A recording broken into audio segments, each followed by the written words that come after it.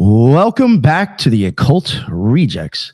Tonight, we're welcoming back a returning guest and a fan favorite, someone our audience already knows that brings real substance when the conversation turns serious, complex, and deep into the tradition.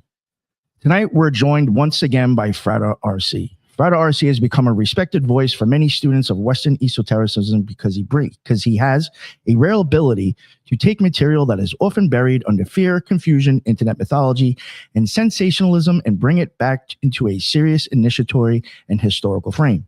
And that is exactly what makes him the right guest for tonight's subject. Because tonight we're stepping into one of the most charged and misunderstood territories in occultism, the Qlippoth.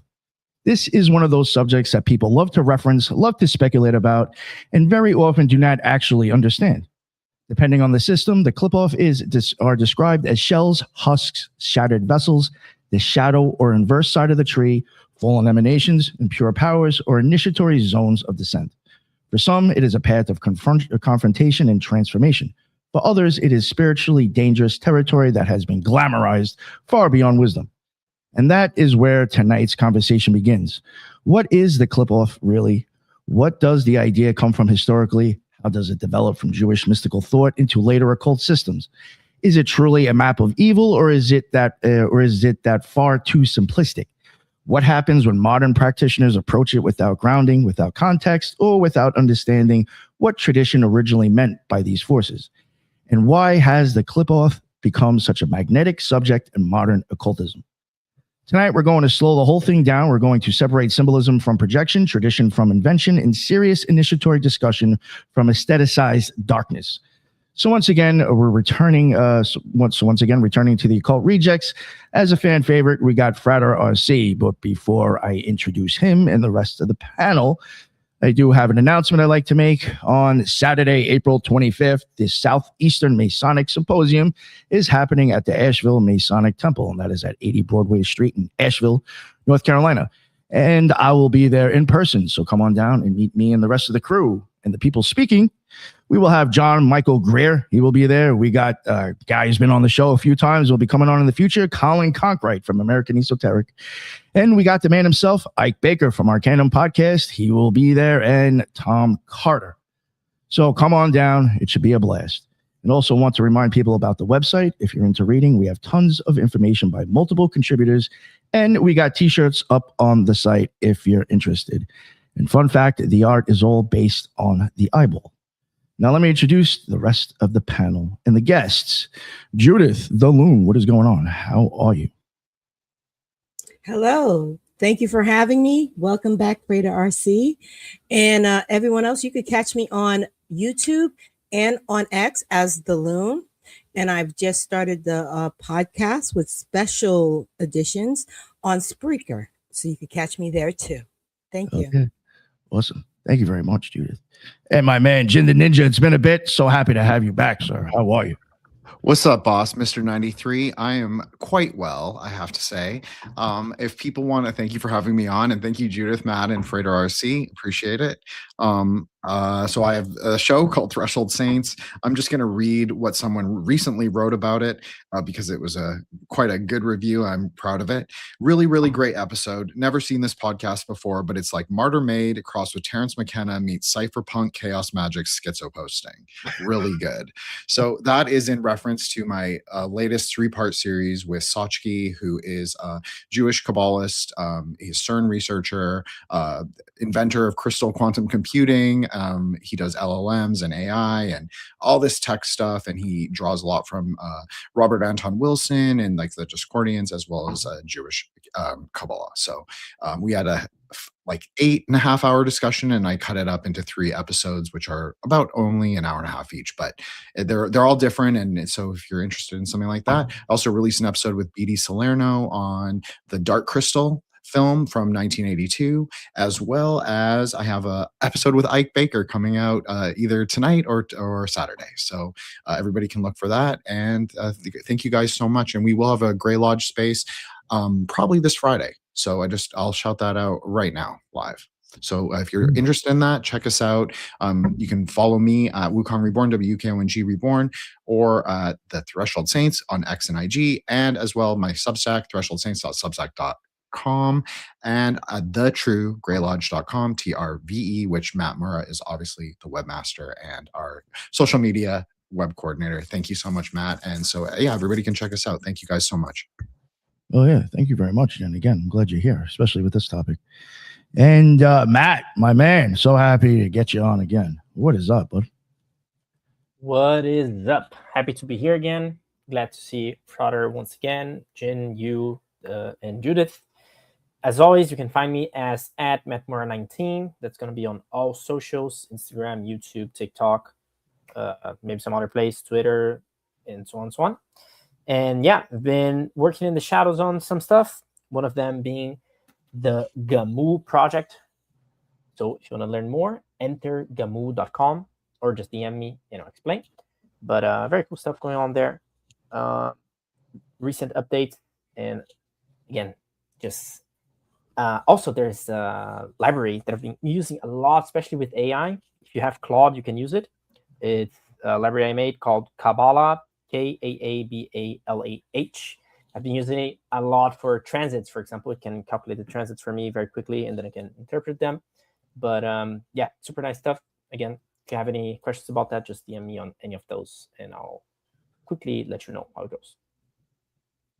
Awesome. Thank you very much, Matt. And again, I'm glad you're here. Finally, the man himself, Frater RC, please let everybody know where they can find all of your work and anything you'd like to promote, sir. You can find me at hermeticmysteryschool.com for learning spirituality and magic and theurgy, or for just being part of my free community there called a Cyber Guild, and we have fun now and then with some free lectures and other resources. Hermeticpodcast.com is my podcast, and you can go there, and there's Patreon, and YouTube memberships has blown up the past few months, and so I've got a lot of stuff there for members that is not available elsewhere. And we have a good time on the new Discord I made due to demand at last after many years, boomer style. And I don't know how it works, which apparently people find even more adorable. So I've shared some unique stuff there as well. But most importantly, I am hosting 2 major events this year through the Arcane Research Society, which I founded back in 2019 and did a world tour, by world, of course, we mean Europe and America, starting in Canada. And you can go to arcaneresearchsociety.com/2026 for our this year's events, or nokiacon.com, which is the conference we'll have in Austin, Texas, November 6th through 8th. Our spring workshop has just been, I'm waiting for the final call right now to confirm it, in Austin on June 13th. And as soon as I do, I'll release our video promo for that. And that will be an all-day workshop in we have a great venue downtown Austin that we have the run of. And the workshop will feature three-hour workshops, one by myself on what I'm on the topic of today. And I'll say more about that, of course, throughout the hour or whatever. And the other 2 workshop presenters, I don't know what their topics will be yet for their workshops, but they're both renowned presenters and authors. So those people are Jason Louv and fellow Austin native Craig Williams, who is incredibly remarkable author, very prolific, and a wonderful guy. So there'll be the 3 of us there this June for our spring workshop. And you can access both those events online or in person by getting an annual membership at arcaneresearchsociety.com. Thanks for having me. Of course, man. No, thank you so much. I'm glad to get you back on, regardless what the topic was.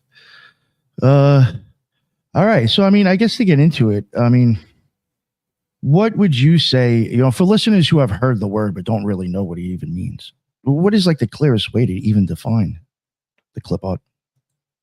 Or literally as shells or husks, and the visualizations that you would naturally have go along with that term are very appropriate, right? The pearl in the oyster, the sephira in the oyster, in the husk, in the Qlippoth.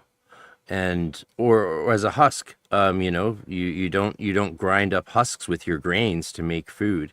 You get rid of the husk so that you can find the nutrients of the grain within, unless you're like me and can't eat grains. So that's the best way to think of Qlippoth, by the word that the Jewish mystics and rabbis used to describe it. I mean, and as we know today, the significance of those Jewish mystics and magicians is more significant than we ever realized. I only just today received my copy of Gal Sofer's amazing new academic book from Brill, which of course you have to sell a kidney to purchase. I found a secondhand copy for half price, only $100. And Dr. Angela Puka is just putting out a video breaking this down with really great visual aids. So shout out to Dr. Puka for doing the heavy lifting for a lot of us. But this text, for example, shows the Jewish origins of the Solomonic magic tradition centered around demon workings, shall we say. So the Qlippoth have often been sort of thought of apart from the Solomonic or Western magical systems and something that entered late. But what Gal Sofer's work shows is perhaps one of the many things it shows is that we can place a much earlier understanding of the role of Qlippoth in the Western magical traditions than previously we could before. So that's a preliminary understanding. You want me to keep going? Oh. Let me say, there's so many interpretations of the Qlippoth, the Qlippoth, the Qlippoth, and I'm going to say the word in every possible pronunciation you can imagine, just so that no one feels excluded, because that would be bad. I like that. And if anyone wants to debate the correct way to spell the word, well, there's only one correct way to spell the word, and that's in Hebrew, Kof Lamed. You know, I think there's a yod in there. Or is there a yod? Yeah, yod pei, hey. I should probably know how it's spelled in Hebrew, but that's okay. So Qlippoth, Qlippoth, whatever. One's plural, one's not. I address this, like what I'm doing at the spring workshop is giving the first thing I became known for in the magical world was in the late 90s, early 2000s, for giving a workshop on a text I wrote in the Golden Dawn at the end of my outer order training, which I can't remember the original name, but I published it as Sacred Magic and the Qlippoth, and that's been my most successful little pamphlet or book that is sold on Amazon. It's dropped in sales during the pandemic because someone stole it and sold it on Scribd and made $15,000, and my royalties dropped from $350 down to $20 a month. So I may sue Scribd at some point if I ever have the resources. I certainly have the evidence, and as a result, I have been working on rewriting it entirely, updating it since the late 90s, where you can imagine my understanding of these things was a lot more limited. Plus, I was a teenager. So I started giving this workshop based on that text that I wrote as part of my Golden Dawn training from Practicus to Portal. And the workshop took forever. It was modeled on using as a hermeneutic St. John of the Cross's 7 deadly sins understanding found in his book, The Dark Night of the Soul. And that was sort of the modus by which we explored them theurgically. The workshop went over like a house on fire. It lasted 5 hours. By the end of the workshop, my classroom at the first temple I delivered it was full of adepts who were skipping out of their own duties just to listen in to what this little kid was saying, which was very flattering, of course, and it led to me being invited to temples around the world to give this workshop, and I was never allowed to not give this workshop every year there on out for the rest of my time in that order. And so I haven't given the workshop since then, but my understanding of the Qlippoth has changed since then, or not changed, but grown and developed and matured, especially as I became an adult and dealt with life and learned to go from knowledge, or from information and knowledge to wisdom, you could say. And so I'm very excited for the second edition of that text. I have a new title for it, and then I'll discontinue the current version that is currently online. And I'll be giving that workshop for the first time ever since 2003 down in Austin, Texas. Free for all members of the Arcane Research Society, and I'm going to try and fit it into 3 hours. So it's going to be an intense 3-hour morning of Qlippoth and theurgy and spirituality from me that day. That's awesome.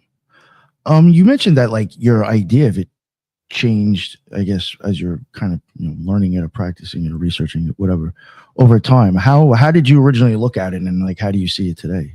Is it different?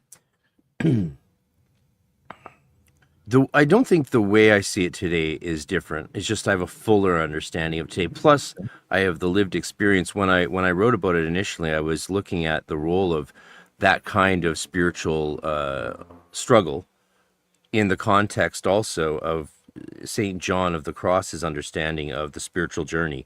And in the Dark Night of the Soul, St. John of the Cross divides that journey into two parts: the dark night of the senses, and then 10, 15 years later or something like that, you might, if you're lucky, go through a really brutal experience called the Dark Night of the Spirit. Ironically, in the book The Dark Night of the Soul, there is no experience called the Dark Night of the Soul. So, and as you might, surprisingly, that is actually a good thing, because it means that there's no need to get upset with someone when they say they went through a dark night of the soul, because John of the Cross never talks about a dark night of the soul. He talks about the dark night of the senses and the dark night of the spirit, and they're very specific things with specific signifiers. And so I did get to go through that dark night of the spirit in my 30s. It was exactly as he described, and I didn't even understand I was going through it at the time, because to be able to go through it, you have to have been challenged by certain things in certain ways that would necessitate you not really being aware of what you're slipping into in life. Yeah. So that was interesting, and I have perspective on that now, and I have a sense of the reality of it. And that's, I think, very interesting and could be perhaps helpful to others. I shouldn't fail to mention also the fabulous work done by one of my modern living alchemical Kabbalistic heroes, which is the great David Heimsmith, and his book Black Ether, and his course on that is something that has also rounded out my understanding of these things and given me some new perspectives, especially since I also follow a monistic view of reality, which is, necessary in the Hermetic path. And he also follows that monistic view, which is not necessary in the Kabbalistic path. There's lots of Kabbalistic dualists out there, I think. Let me just jump in there, Frater. I'm so glad that you shouted out DCS. Shout out DCS. Oh, everybody my man. Go buy his The boy. New book, Two-Headed Arrow. It's very, very, very good. I would not say that DCS follows a monistic. He's very anti-theistic, or like. Oh, I'm not talking about theism. Okay, he wouldn't. He wouldn't describe himself as monistic, though. I wouldn't say that personally. I mean, that he went on a whole tear about how that's his point of view. When the first time he was on my podcast, like that was the big thing he was pushing is there's one essential reality, not two. Yeah, true. He describes it in terms of non-emanationist, and that's a more accurate way to describe it. Non-emanationist. You're right that monistic can imply theism, so that's a very fair point. Thanks. Oh, no problem. I just wanted to, David Heimsmith is a theist. Heaven forbid. Well, no, it's because, Frater, this is the reason I clarified it for myself, is because I follow the non-theistic and a non-dualist model when it comes to Kabbalah in general. So I have a very similar, not exactly the same, but a very similar framework for mapping out the tree that David does. So that's why I said, because if I speak on the panel tonight, I wanted to be clear that I'm also not coming from like a theistic or monistic perspective. I'm coming from like a Buddhist, non-dualist, sort of like a post-Lurianic sort of DCS perspective. So that's all. Yeah, the word theism, in my opinion, necessarily indicates dualism, because if you have theism, you must have dualism, because you're stating that there is a source or a being outside of something else, and that would necessitate a dualism. So yeah, I consider it we definitely share the same points of view on that, for sure, and that is the Hermetic point of view as well. Frater, when people talk about the Qlippoth today, Qlippoth, whatever the fuck say this thing, do you think that are they kind of misunderstood, or maybe not talking about the same thing originally was? You think there's a misunderstanding? Absolutely. That's the biggest problem with it these days. And it stems from the fact that literally no one is reading the the most significant core text on the Qlippoth. People are drawing what they know from it from the Zohar, which is totally fair, and from other bits of texts in teachings of different Kabbalistic schools. And that's the key. There's different Kabbalistic schools, and therefore the idea that there's one reality to the Qlippoth or only one paradigm in which you can understand them is absurd. Everyone's going to look at things in their own way. So you have people who are personifying them and treating them as demons of the Goetia and working with them like that. You have people who are treating them left-hand path, people who are treating them like just gods there to work with theurgically in the same spiritual way you would work with any other deity like Osiris or Jesus or Zeus or Odin. And then they're like, oh, Thaumiel purified me. It's like, we are not talking about the same thing then.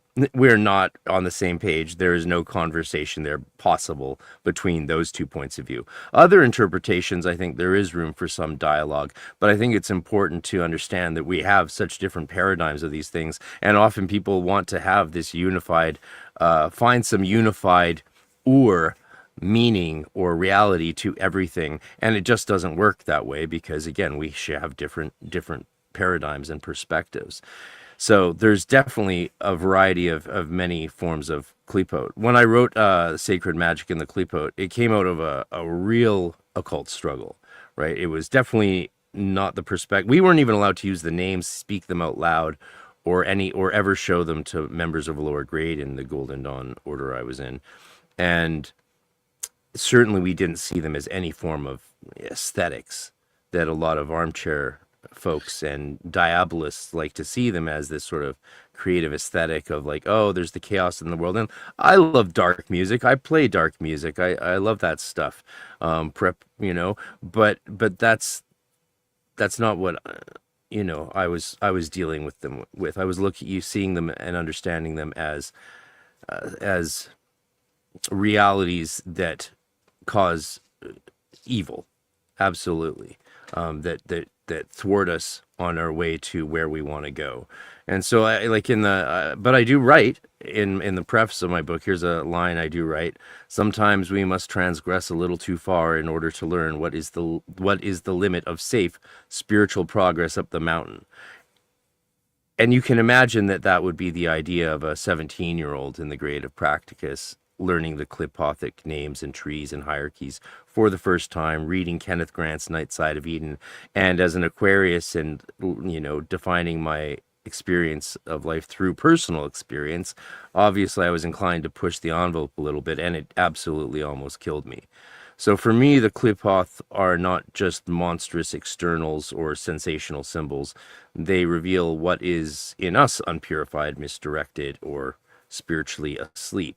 And one of the central ideas in the book that I'll be challenging and reclarifying is that as the path gets real, the glamour starts to fade. So another thing I say in the book is sloth is the abandonment of spiritual and ritual work at this point, of which St. John of the Cross calls the dark night of the senses. And so you can see why I need to rewrite the book there. That sentence could be a bit better. But it is this idea.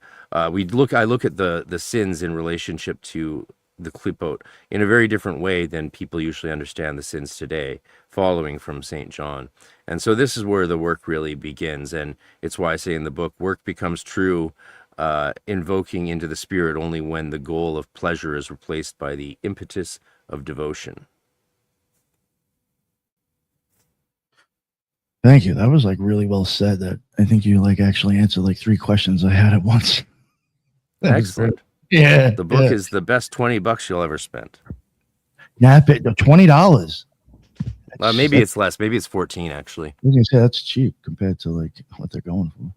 Well, I had to drop it below the price of people who had stolen it were selling it to compete with me. Wow. Yeah, I lost during the period in lockdown in which it was illegal to work for 2.5 years. I lost my #1 selling book and $15,000 of income over 3.5 years gone. And yeah, Yeah. brutal. See, Absolutely that's brutal. a very clear example of Qlippoth, right? Someone has the ability to create something, they go get something from someone else, Yes. interpret, get the flow away, and so on. So pretty Yeah, good absolutely. equivalent. What an excellent point. Oh my God, I didn't think of that. That is Shit. my Qlippoth book got Qlippothed by a Qlippoth. Yeah, fucking hell. Like, you know. Oh my God, that's amazing. That was funny. Did anybody have any questions before I start going forward with the other ones? I do have a quick question, if you don't mind, Sure. Frater RC. For those of us that are unfamiliar with the history of Qlippoth, can you share with us where the root of it and how it's developed throughout, I guess, society and ceremonial magic? Yeah, so there are good writings and researchers on the Qlippoth. One of the things I didn't do because I just didn't have the Hebrew skill at the time was compile or study or research history of interpretation of the Qlippoth, which is how something came into being and how it was interpreted throughout time in various ways. I wasn't able to do that because I had zero Hebrew other than the memorization of the alphabet, of course.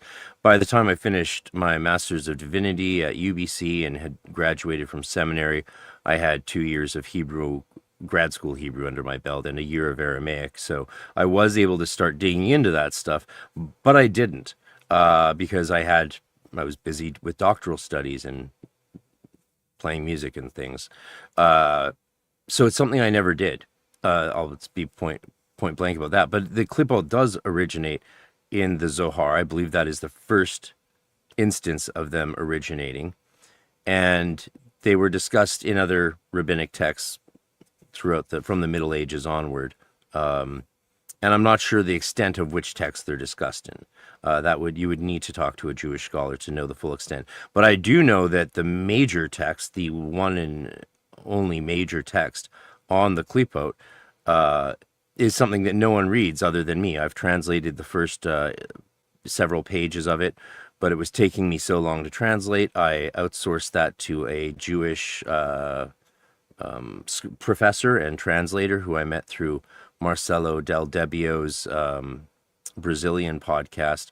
This was the translator who worked with Marcelo, and so he put me and my friend, my magical working partner, in touch with him to have us to translate the book, and so we paid him a lot of money, and he strung us along for a year, then deleted his Telegram account, and Marcelo Del Debbio ignored all my messages, and so we got ripped off for a lot of money and never got the work translated. So you don't all have the Book of Horns, Sefer Karnaim, to enjoy and read at this point in time because Marcelo Del Debbio and his buddy are thieves and scam artists. Man, that's fucked up.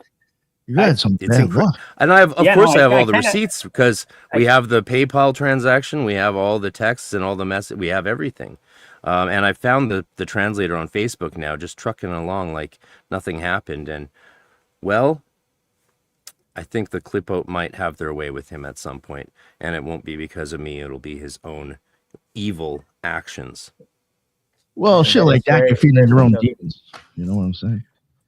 Yeah, like I Matt was gonna was say. saying. Sorry, go Matt. on, Jin. Go ahead. Sorry. No. I was going to say, like you were saying, he's creating his own Qlippoths, the offender. So Absolutely. Yeah, actually, I was going to grab the Book of Horns, the Sefer Karnaim, to show you guys how, you can get a beautiful copy. Jews have wonderful binding services for all their books and make them available quite affordably. And I did look for my pages of translating the first part of that I painstakingly did and showed to a Israeli friend just to make sure I wasn't, totally off my rocker. And so that was good, but I couldn't translate the whole thing, and nor I just don't have time. It would be great if someone did translate it. I might be willing to pay someone else to translate it, but you can imagine my reticence at this stage. Yeah. I mean, it's very, very fucked up because I watched this guy Marcelo's for a bit, and I was gonna say one of his I thought we were friends. I was gonna say one of his examples for the Qlippoth. It makes it like interesting. It's like an interesting point of view. Like the for example, he always says, oh, imagine like you have HOD, right? So the ability to communicate, and then you can use that either for being a good communicator, spreading good information and whatever, or straight out lying, like being a politician and lying. So you're good at the sphere, but you're using it to in a bullshit manner, right? I wouldn't say that's the only way of seeing the Qlippoth, but it's like an interesting way. But now that you said about this history, I'm like, what the fuck? How can a guy, know all this stuff and do something like this? It's very weird, for sure. Yeah. Yeah, that is an example of the popular LHP. I don't want to use that term too lightly or designatedly. So it's a popular way of people seeing the Spherote as good powers and the Qlippoth as bad powers, and you can use either of them agentically to do your will. That I think that's a huge error. I think that is a tremendous miscalculation, and also not true to what the Jewish mystics were trying to communicate to us, especially the rabbi who wrote the Sefer Karnaim, the Book of Horns, who was massacred along with his congregation in the Cossack raids in the 1700s in Poland. A horrific way to die for someone who wrote the book on the Qlippoth. They definitely have periods where, even in the Zohar, I think it's arguable that they see them as entities of some sort. But the essential, I prefer David Heimsmith's understanding of them, of course, and I prefer the traditional Jewish view of seeing them as husks around what is good, which are the spheres, the aspects of God. And in this way, it's very deceptive for people to look at the Tree of Life as the Tree of Life model. The intersecting rings, the rings going out from the center, like imagine the symbol of the sun or the monad, and then with circles between the point and the outer ring. That's an older view of the Tree of Life that I think is generally much more helpful for understanding Kabbalah most of the time. And so with the Tree of Life in the quote-unquote Kircher diagram, though Kircher didn't create that diagram, he just printed it. Can you imagine a Jesuit actually creating a diagram of the Tree of Life? Not gonna happen. You see the Qlippoth as this inverse tree sometimes, and that is, again, I think, very deceptive. Seeing it more as that which prevents you from accessing the sphere, I think, is the best way to understand it. Certainly the most useful in my opinion. So Del Debbio's point of seeing, there's the Hod splendor sphere, and then there's the Qlippoth of the Hod, and I can use either of them, I think, is to fail to get the point of the Qlippoth, which is that if you're caught in the lying, you're not able to access the truth. If you're lying, it's because you can't access truth. It's because you didn't transmute that Qlippoth, that husk, that shell around the thing that it is of actual value. And so you weren't able to attain that. And that's your spiritual failing, or sin, as some people might look at it. Just like, here's another example. If you're walking down the street, because these things have to come into play in your life. Otherwise, if you can't understand them in your daily life, what's the point? How is that helpful? It's just metaphysical speculation at that point, and becomes extremely masturbatory very fast, which a lot of people also like, and more power to them. They can do that. But you see a person begging for change, right? And you reach into your pocket and you feel, there's just a bill there. There's no loonies or toonies, no dollars or $2 coins, just a $5 or 20. And you feel this resistance. Well, what is that? That is the shell around generosity, preventing you from exercising loving kindness and selflessness. And so that you're confronting, you have to wrestle and transmute that Qlippoth right there and then to penetrate it, throw it away as a husk, and reach in and feel that charity and just give what you intended to do, which was to give some money to the beggar on the street. Right. And I've been through this moment. I'm sure everyone has. Do you pull your hand back out empty, or do you let go, transmute that, and give them something because you were planning on it, because you wanted to? There's a theurgy of the Qlippoth right there. That brings up another question I'd like to ask you. So basically, the way you compared the Qlippoth to the Tree of Life, if someone decides to work through the tree of life, you have to work through the Qlippoth. It goes without saying, or is... Right. So that comes into the discussion of how do you work with the Qlippoth, right? They're there anyway. Working with the Sephirah is how you work with the Qlippoth. People who make it so that you have to confront the Qlippoth and then actualize them or reify them in some way, that's where I think you start to dig your grave. I agree with that, actually, 100%. I think, and I agree with the premise of what you're asking, Judith, is that, that's how I see the tree too. Is like, it's non-dual. The tree of life and the tree of death are there. You confront the Qlippoths. I have a slightly different way of understanding them. And I was going to actually ask Frater RC if he considered that you can clarify Qlippoths, or that perhaps in the sort of way that they also are luminous or transparent. I know DCS has talked a little bit about this in relation to like non-dualism or qualified non-dualism, and how the Qlippoths can be perceived as luminous in and of themselves, like a glass sheath, that is like the vessel that contains the spark of luminosity. So perhaps there's even no difference between the Qlippoth and the Sephirah themselves. That's just one idea, but I'll let for Frater. I think that's I think what you've just said shows the depth of contemplation and meditation and work you've done with this, and that I think I don't know if that's true or not, of course, right? But I think David Heimsmith would like what you're saying, and I certainly think that it does show some real experience with them. So I would agree at face value with that assessment for sure. Thank you. I appreciate that. I consider myself a quite good speculative Kabbalist. I don't use Kabbalah for magic, just for the record. But I do consider myself quite good. And DCS also considers me pretty good too, just to shout myself out. But yeah, thank you so much, Frater RC. I appreciate that. Yeah.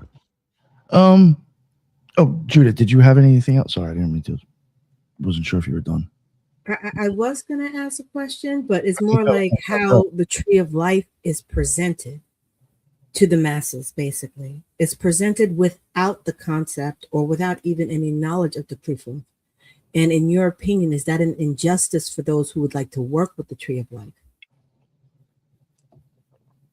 That's actually a really good question. That's a really good question. That's something, I mean, maybe Jen and I can debate that a bit. There's definitely pros and cons to it. I mean, the fact is you can't work with a sphere without dealing with the shell around it, right? How, the sphere is the pearl, or the oyster, if you like your oysters, or the grain, and the Qlippoth is that which is around it. So it's out of necessity that you have to encounter the Qlippoth. Why would you go through the trouble of reifying it anymore, or vibrating its name, or drawing, or focusing on sigils of it? I mean, I think Kenneth Grant's Night Side of Eden is fun, but I found it of limited value in its insights.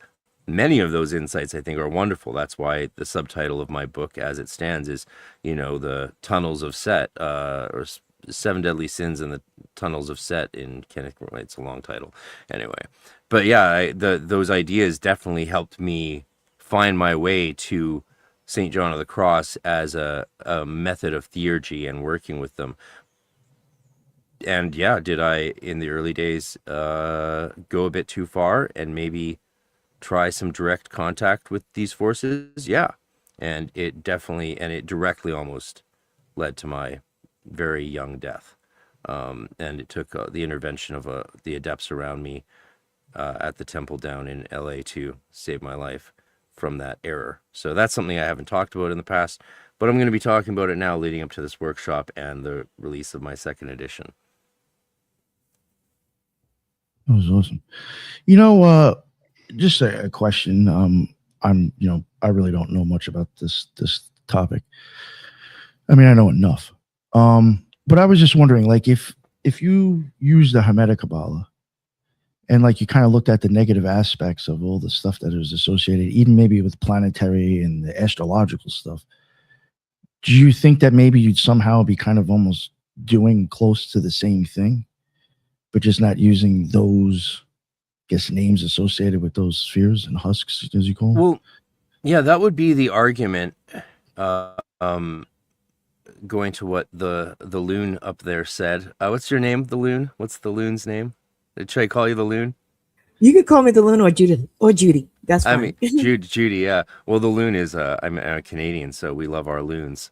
It's one of our special. We call our dollar loonies because of how much the loon is held in high esteem by us, and what a cool animal as well, eh?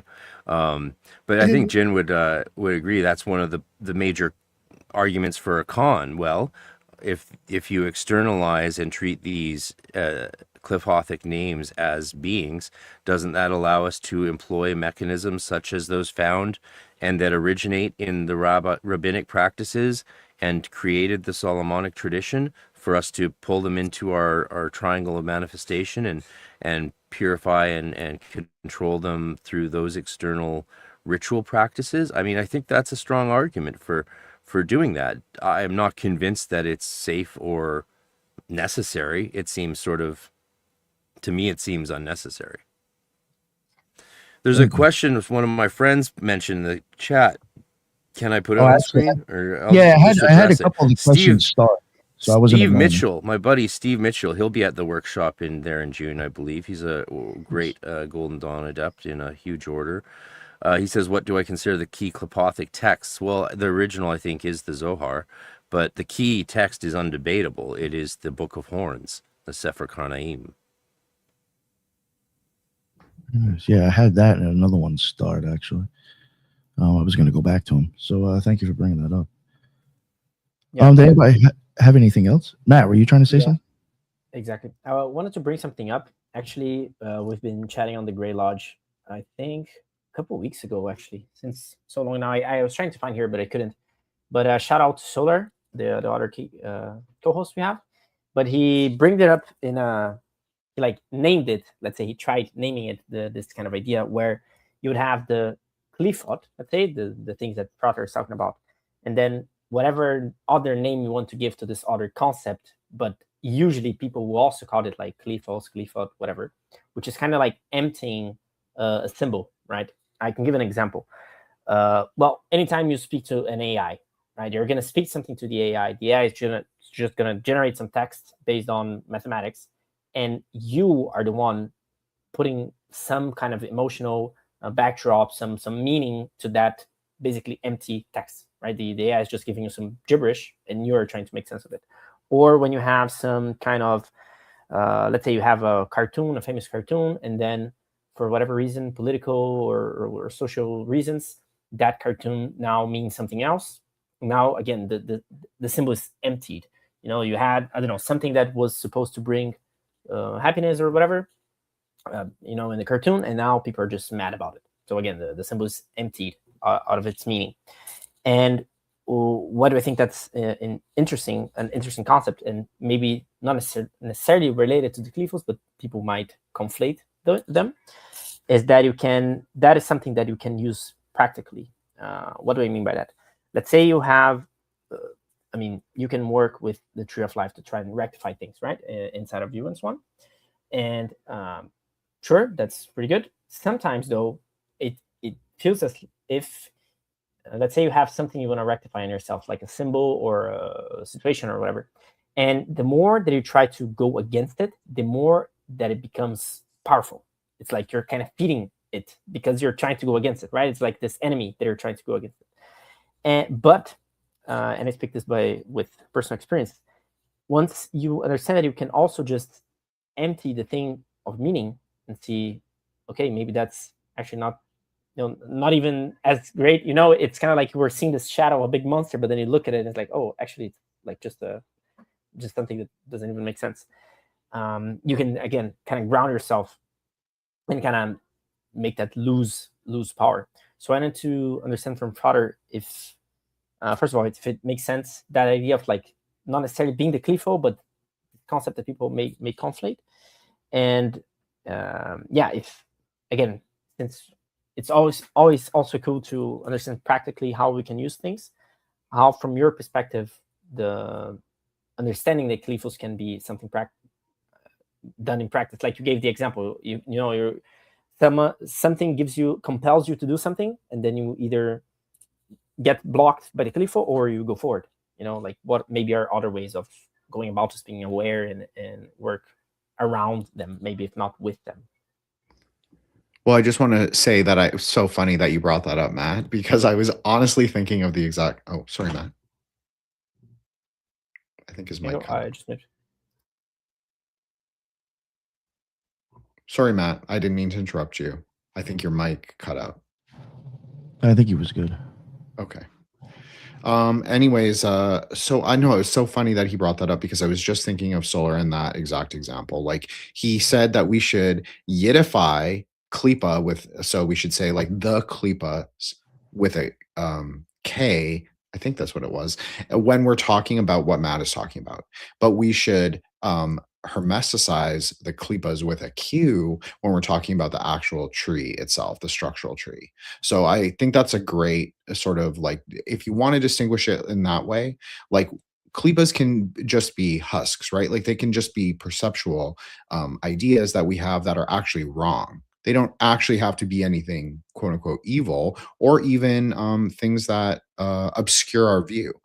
And there's even an idea in non-Lurianic Kabbalah of the Nogal, or the kind of illuminating husk around certain Sephra.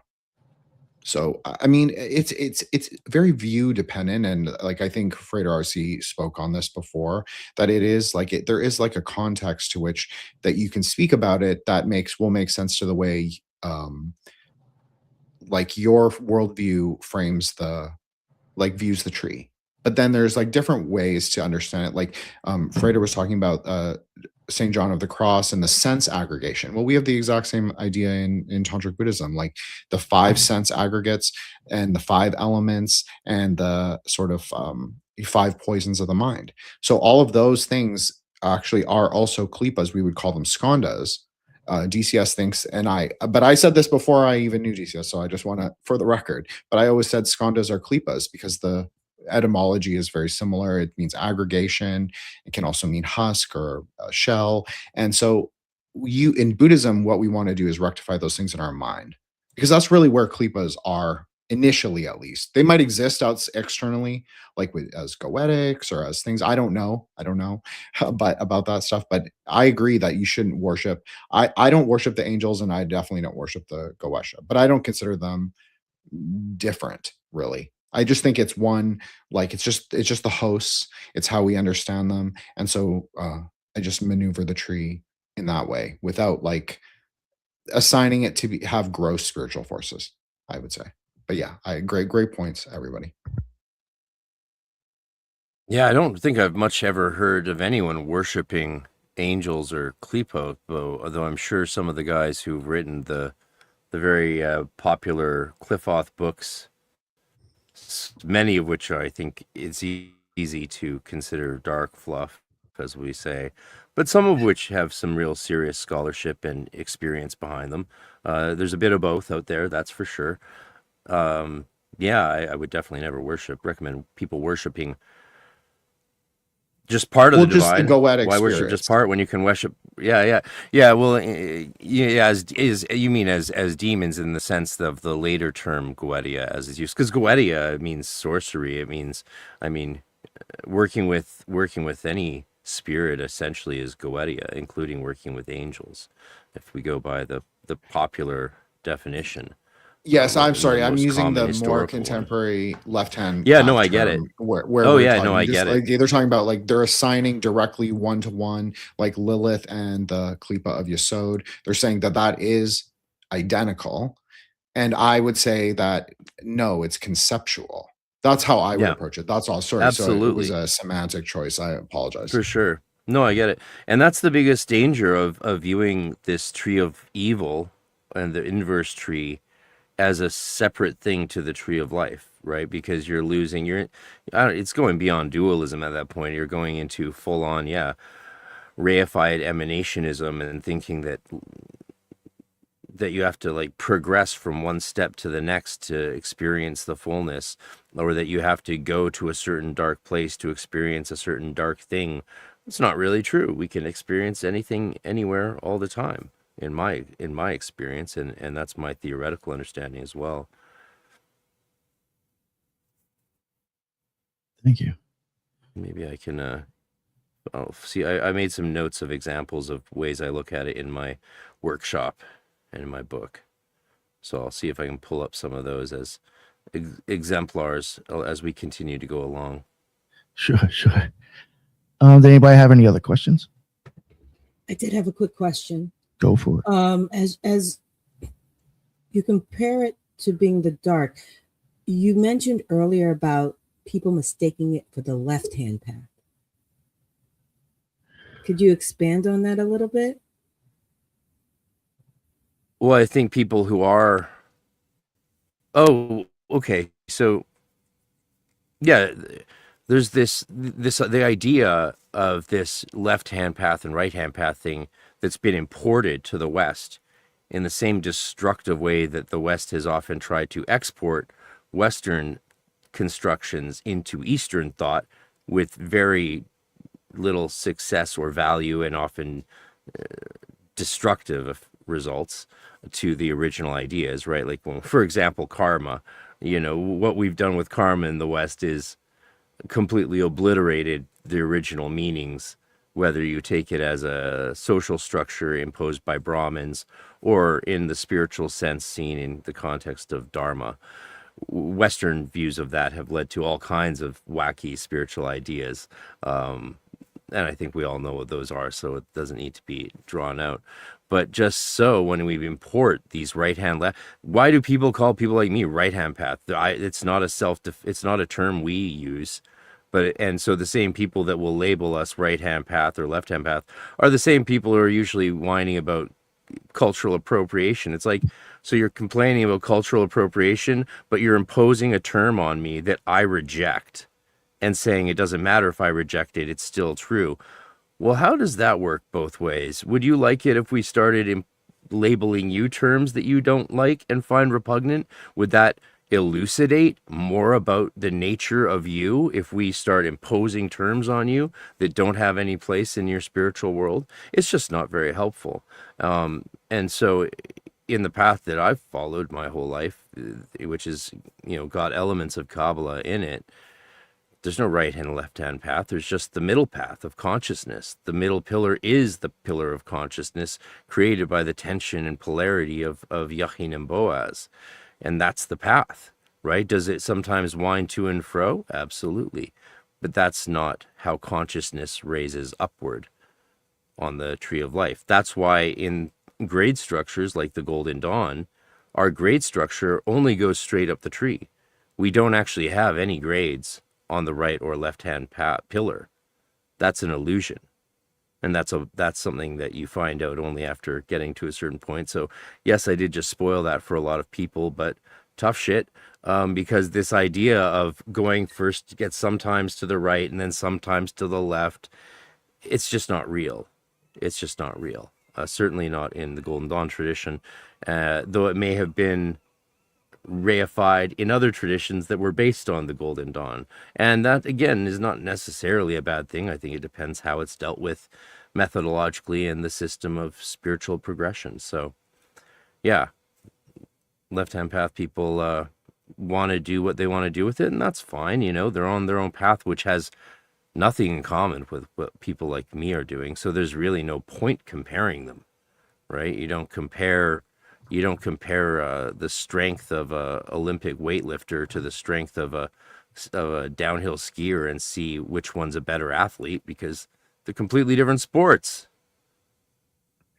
Well, in defense of the LHP bros, of which I consider myself at least a little bit of one. Please do defend them. Please do. I mean, this is the thing, is that in Tantra, because it's Tantra, right? Like, Tantra is sorcery. Like, you were talking about Goetia and like how that also means sorcery. Like, Tantra is also sorcery, but it's a methodological sorcery that also affects your mind, but it's also for external and spiritual benefit. So it just resolves the 3-body problem.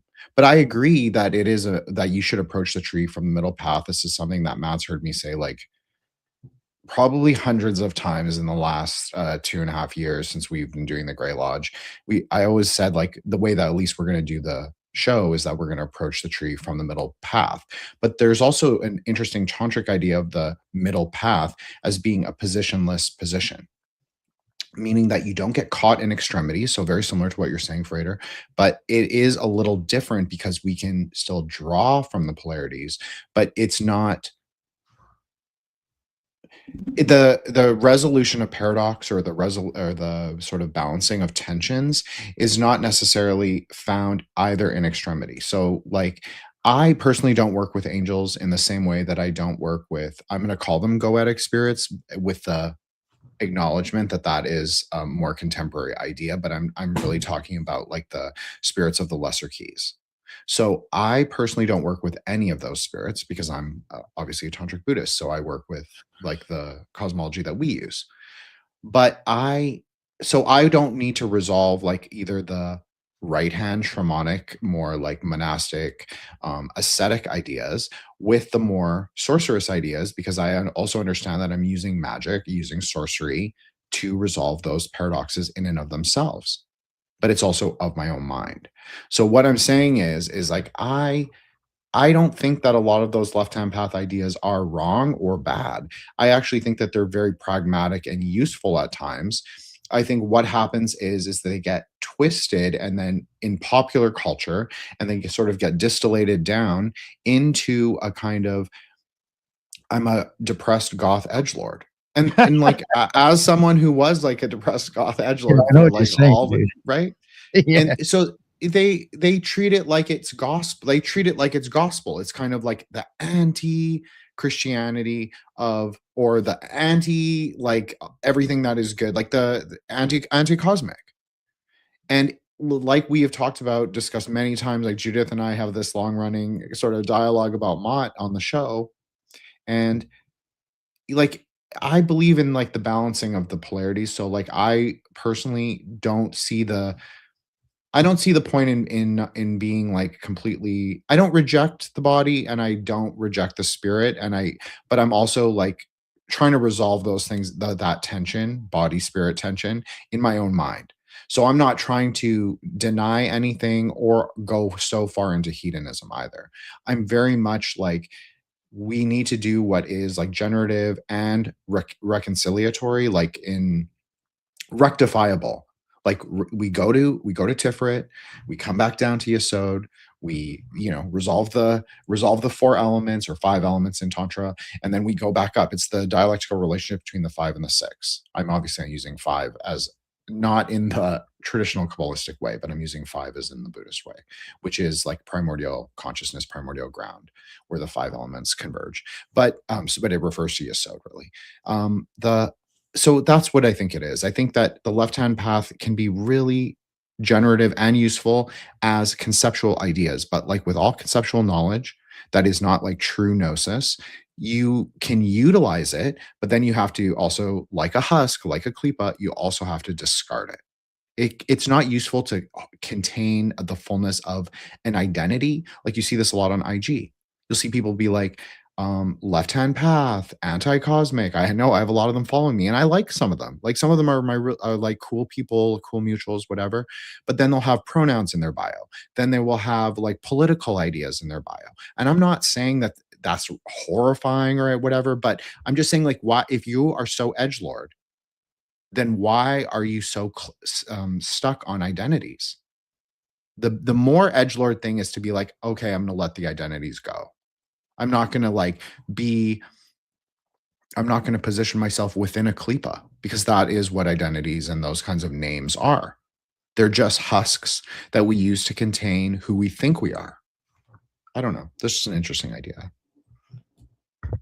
I think that's very, very dead on insight. To quote one of my favorite Austrians, Christoph Waltz, that's a bingo. Why does that sound familiar? I've put what's it? Inglorious Bastards. I've put the link for people to buy their very own copy of the Book of Horns there in the chat. So go spend $29 for a beautifully crafted hardcover book, like most Jewish texts, and support your local rabbis through that purchase. Yay! And yeah, it's a book that I'm sure, as a result of me sharing it, the link there, and this chat will be now featured on many people's live streams and many grifters' private schools, where they tell you that just by having that book you will either be cursed or have mighty power. So yay, I'm helping the Satanic Panic 2.0. Wonderful. Oh God! By next week you'll be associated with the Process Church too. Dear Lord, saints preserve us. There's nothing wrong with process theology. Just let me say, I'm not trying to get you in trouble, Nick, but there really isn't. No, you know what I was getting. I know exactly what. Yeah, you're what's talking wrong about with Paul Tillich? There's nothing else. I was making an inside joke. Do you have a Cardinal Electric head? Do you have an issue with Alfred North Whitehead? No, not at all, actually. Yeah, we should. When I have you on my podcast, Jim, we got to talk about process theology. That's something I'm highly educated in. Oh, Yeah. I don't know that much about it. I'm just an Actually, I would have you on for that. If you know, I would love to have you on for that. Then I didn't know that was something you're into as well. Yeah, talk about Paul Tillich. Paul Tillich was a very interesting 20th century theologian who brought Alfred North Whitehead's ideas into theological popularity, and it was definitely a major feature when I was in seminary. Alfred White. Paul Tillich. Yeah, Tillich. Wonderful theologian. I mean, do I think everything he says is the true theology? No, that's not the point of theology, but does he have some really interesting ideas about God? Absolutely. Absolutely. Very appropriate, especially to his time and place, but very useful in a changing world because it takes account of change. I mean, people say that the Roman Catholic Church, the Roman Catholic Church says that they've never changed, and their theology necessitates that point of view, even though all evidence points to the contrary. So they could do with a little bit more process theology, which would just be them admitting, like, yeah, we do change, but they're not allowed to say that because it would contradict their own doctrine. So the Catholics are fucked. Well, we could just say everybody should go read Karl Jaspers on axialism.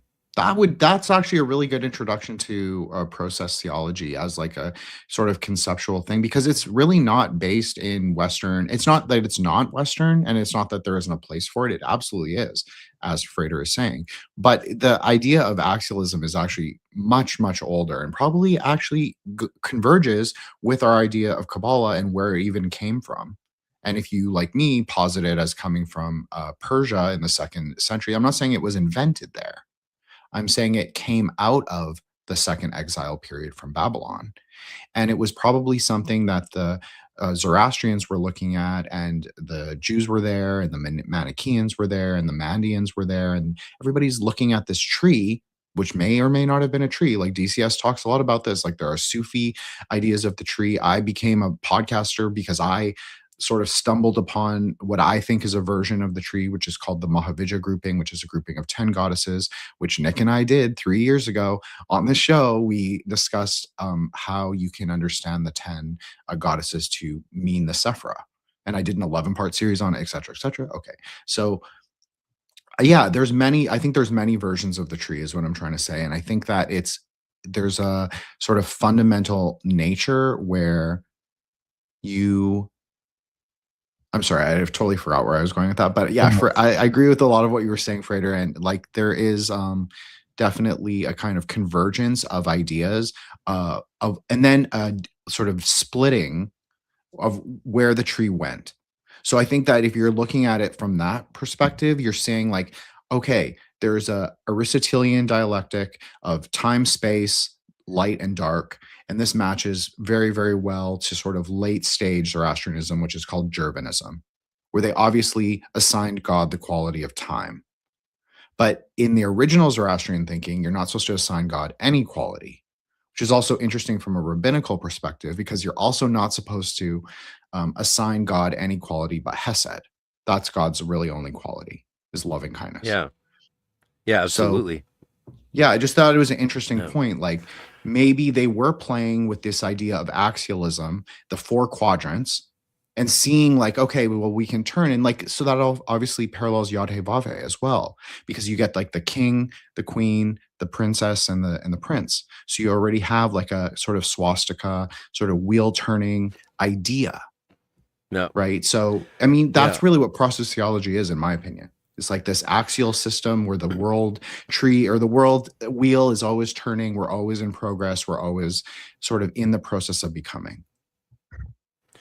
Yeah. So I wonder how much people are getting in the of what you're saying. This might help. The most simple definition of process theology for everyone in the Peanut Gallery. Thanks for being here. It's an honor and a privilege to be amongst such wonderful folks and all of you. But the simplest definition would be interpreting God in a way that changes and grows with the world. So God is in process just like the world's in process.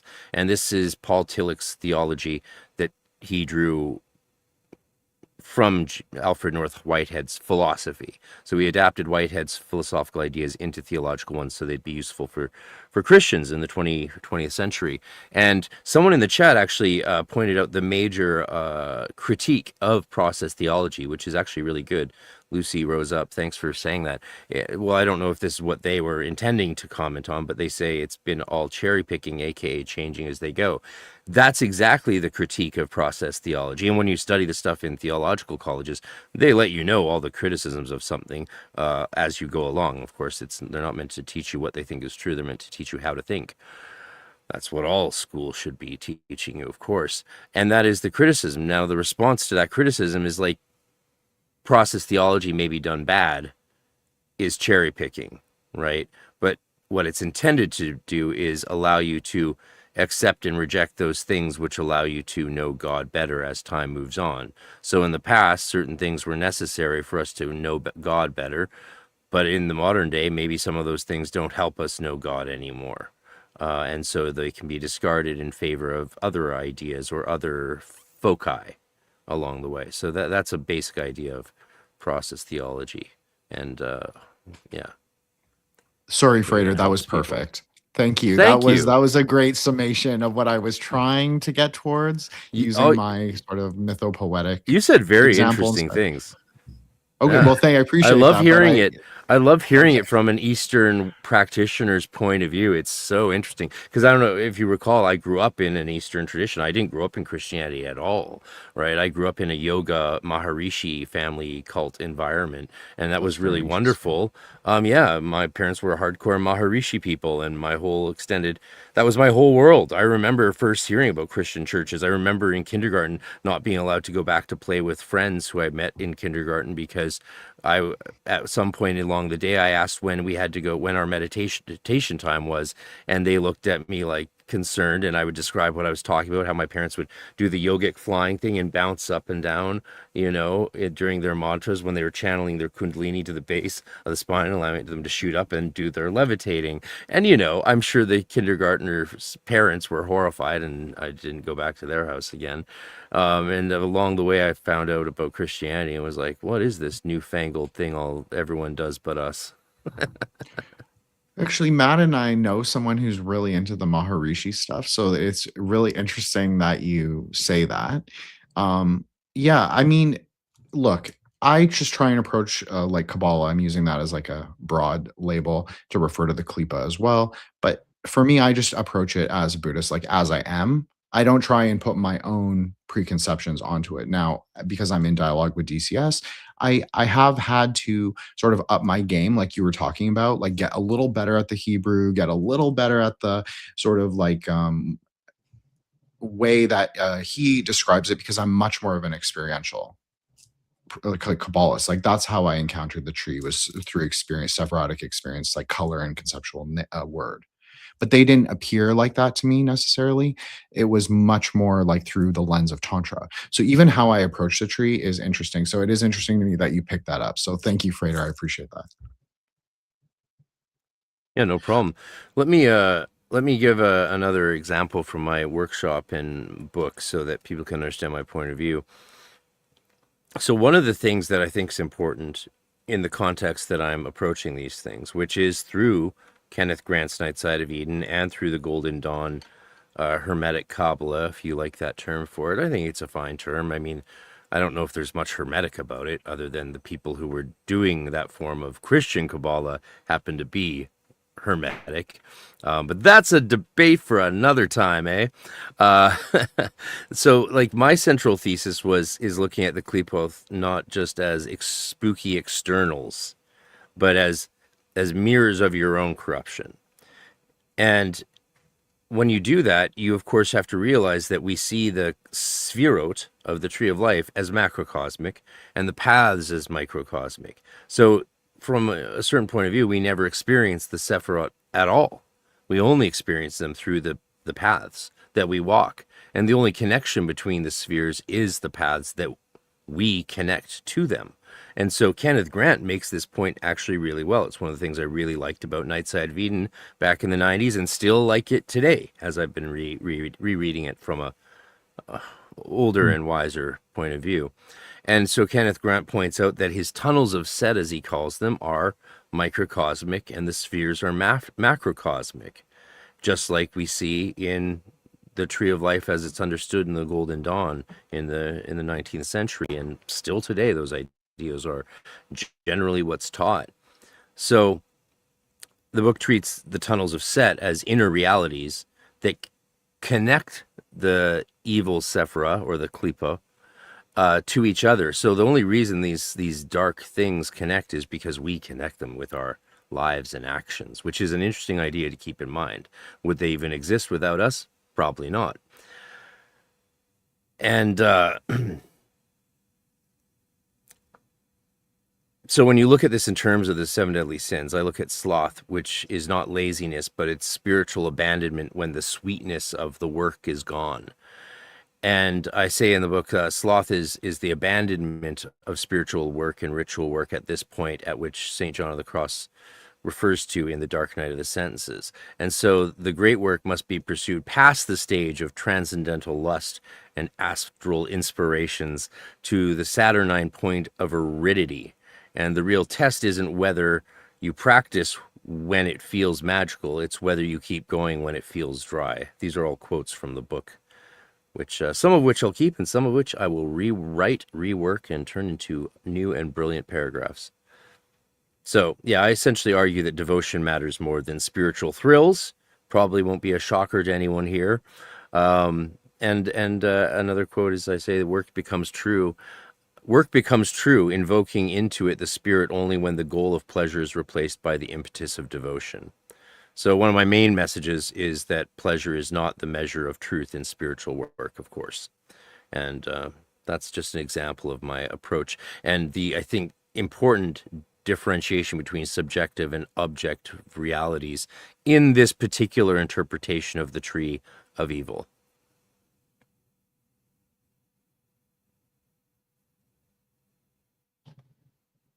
Thank you, man. Is there any questions before I went forward? So I wanted to kind of ask you some of the stuff.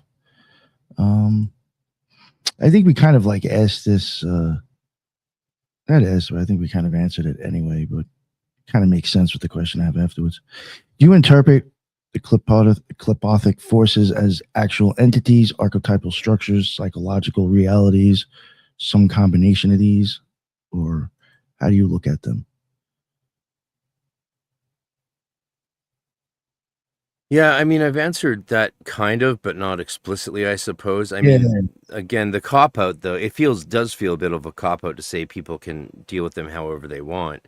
But it depends on what you're working with them for and how that determines how you're working with them, right?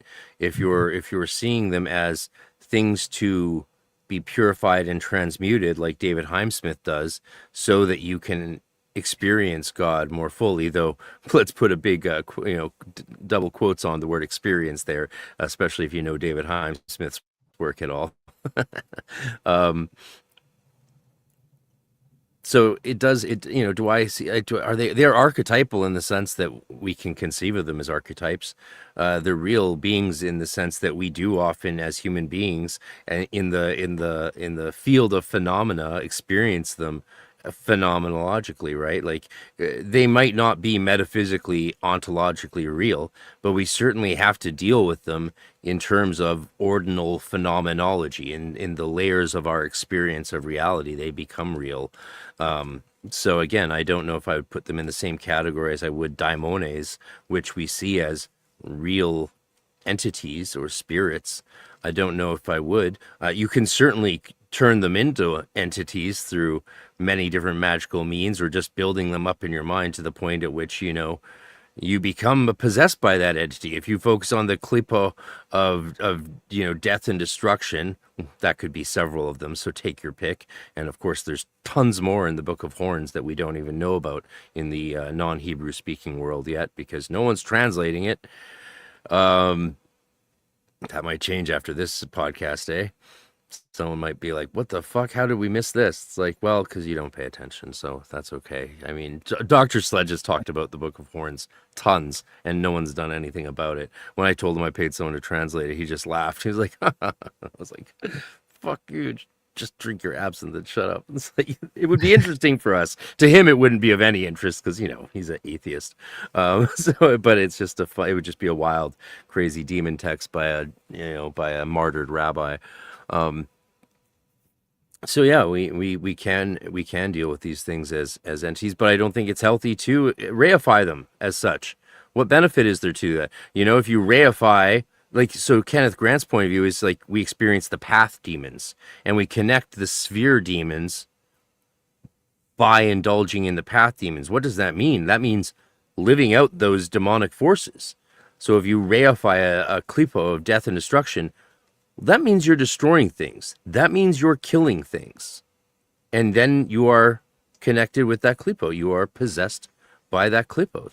You want to work with Thaumiel? Great. You will divide yourself against yourself, which, you know, it happens whenever in psychology we have any experience of object identification at all, which is, like Jin was saying earlier, why it's so nuts how many people are hyper-focused on their identity these days, because what we know from psychology, one of the very few ideas that has not been overturned since Freud and Jung, because most of their ideas about how the mind and subconscious and shadow work, we know that's all nonsense now. But one of the main things psychologists seem to have continued to keep as true to this day is object identification.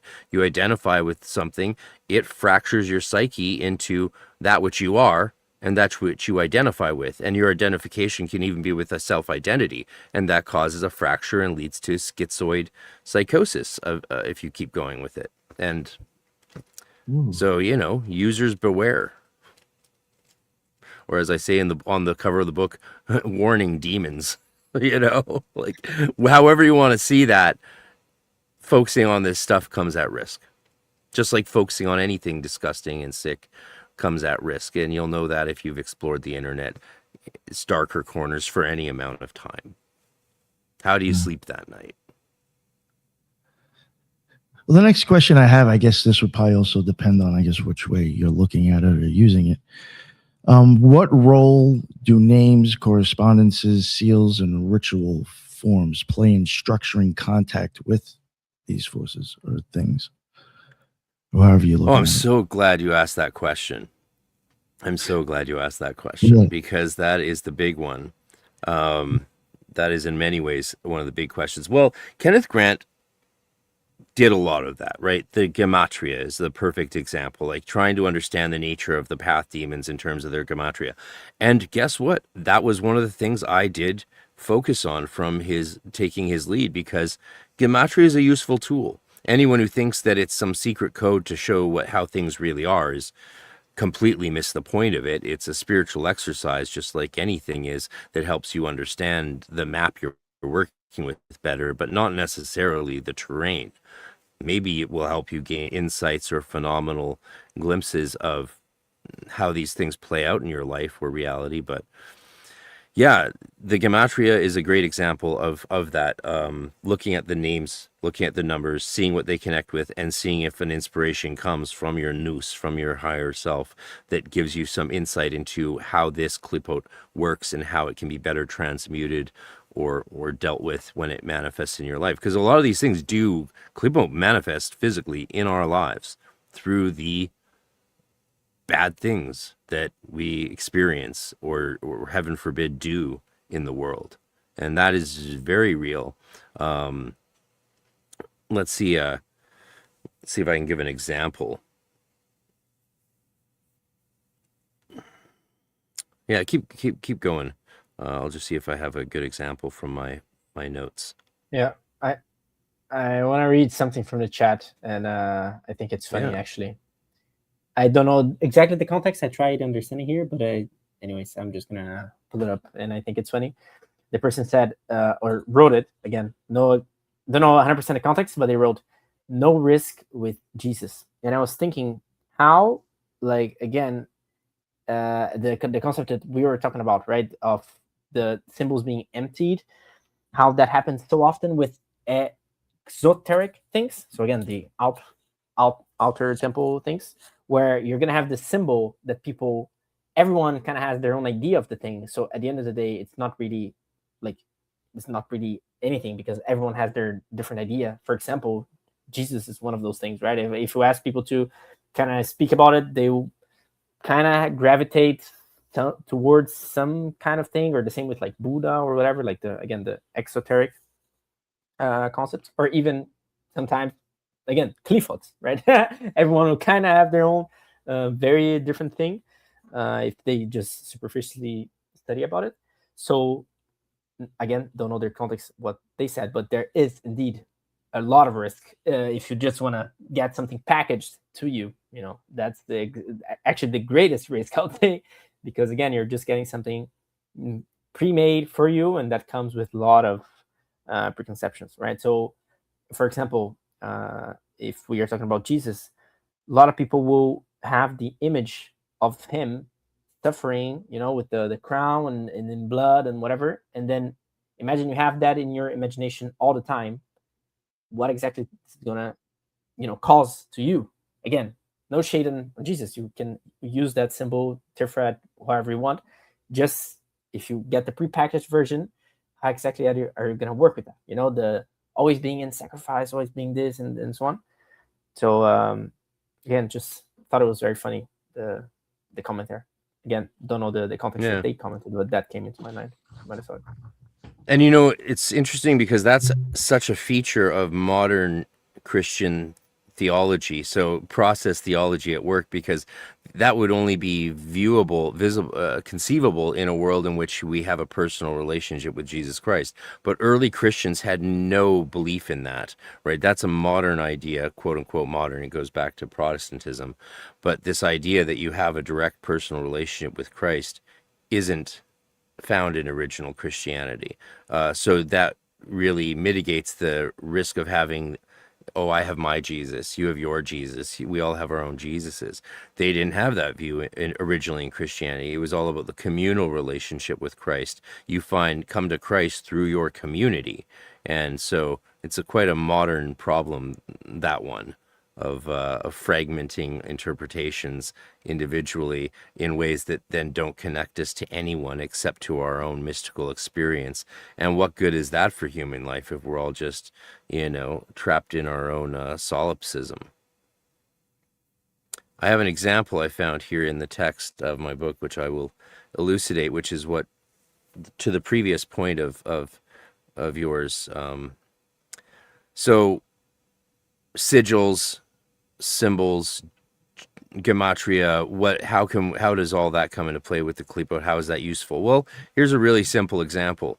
So sloth is especially related as a vice to Sagittarius through the geomantic symbol acquisitio. So here's geomancy as a tool within this context. And you find it within the path or tunnel of Set, of the sigil of that demon of Saturn, Tantifaxat.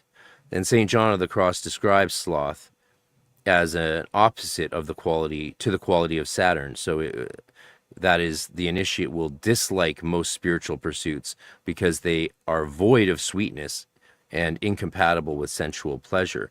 But the sigil acquisitio right there shows you how you could work with that. Well, you can make a sigil or a seal or a talisman or any number of rituals using acquisitio, and the sigils derived from acquisitio, or even the archangel of Sagittarius, to then mitigate your own struggles with sloth. And sloth as it's defined in this context, not necessarily in the pop cultural one, but maybe you can use it that way too. I'm sure you can. So these things do guide us. Even Kenneth Grant's work does guide us to ritual and spiritual practices to help us mitigate against our own corruption or sin or whatever you want to call it. Great. Magic gives us lots of tools. Yeah. Oh, for sure. Magical tools, magical weapons. Anybody else have anything that they wanted to ask before you keep going or anything? All right. How do you personally like hold that tension between metaphysical and psychological readings? Well, shout out to Philosophical Minds in the chat. I'm not sure, what do you mean by a tension between psychological and metaphysical? Because metaphysical I see as, in the philosophical sense, is referring to the actual nature of reality.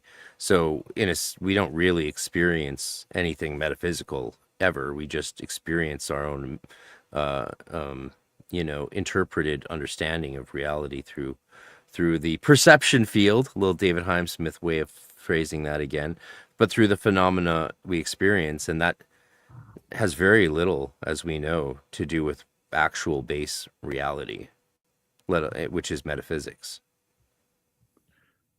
Well, I'll just say this. I think Nick's question was really good, and I think that I agree with what you're saying, Frater. I think that there's a tension between what is even the word psychology even mean in like this context of like Kabbalah and like understanding the tree and understanding Qlippoth. Like you and I think would say consciousness. But I think Nick is drawing from more of the popular understanding of like psychology, as in like there is I mentioned, like there's the edgy goth version of the Qlippoths that are like, you must be depressed. Like there are literally left-hand path texts on the Qlippoth that say like it's a path of depression. It's a path of self-sacrifice, like where you're like cutting and burning yourself. I'm not trying to be like Edgelord and saying this. I'm saying that they literally will kind of put that in as part of the hermeneutic to understand the dark side of the tree. And I'm not saying that it's like totally wrong because people have like I'm not saying that that's right. I'm saying that people run the range of emotions. So obviously those emotions can become Qlippoths, but even good emotions can become Qlippoths. And I love that you brought up the idea of perception, because I think that is very Hasidic, right? Like that is, we are looking at the ocean and it's the reflection that we see off of it, and we see who we really are. And then we make a choice. Do we go to Bina or do we go back down to Hod? Well, that's a choice, right? Yeah.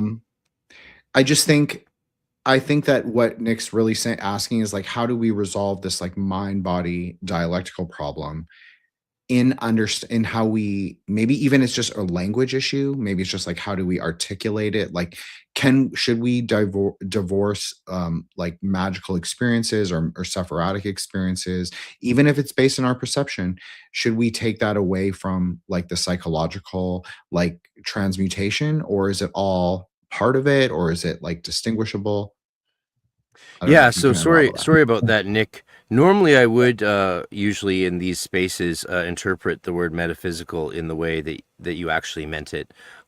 Because of the nature of our conversation today in terms of theology and philosophy, I just defaulted to the hard philosophical definition of the term to be, for clarity, what I thought, but I made a mistake there. I should have. Yeah, you meant it in terms of you meant metaphysical in terms of spiritual consciousness, the spiritual non-physical reality. Yeah. So that's a different question. Yeah, that is a different question. Thanks for. Well, I even noticed the way you answered it. I saw the context and it made sense the way you're answering it anyway. Yeah, no, but in terms of how does it? Let me think of it again.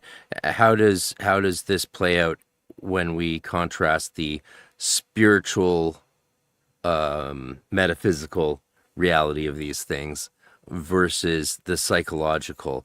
And that's a good question. I'm not even sure that I have a fully formed answer to that. I definitely, obviously, there's the usual. I thought that was actually caveats that the psychological is. It's a great question. It's a great, yeah. I mean, the usual caveats like the spiritual, metaphysical view of the human incorporates necessarily the psychological. That's there, but yeah, how's it? I think metaphysically, as in the way you meant it, in the way you said it, the danger is you do end up creating these things into more than they should be. I just think that is the problem. You end up creating Yeah. little kakodaimones, or little, what's the word for a little spirit you create? What's that word? I'm brain farting on it. You all know, homunculus.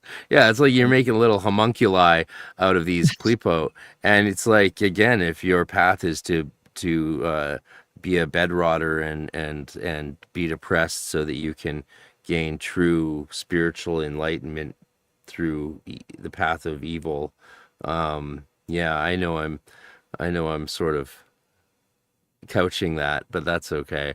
No, that was good because I was leading into something. If you're else. gonna do that, then I would recommend you go the Solomonic magic route and deal with those them as spirits and demons in as you would with any other demon or spirit. I don't really work those systems of magic much, but if you were to go do that, then do it, and do it in the way that the grimoires recommend, invoking from the highest and subjugating these forces within your life so they do not control you, so that you do not become a plaything of forces you cannot control, which is what chaos does. It's what dark forces do. They imbalance us, and the way to purify and transmute Qlippoth is through the what DCS would call the red and white drops, and through the heart.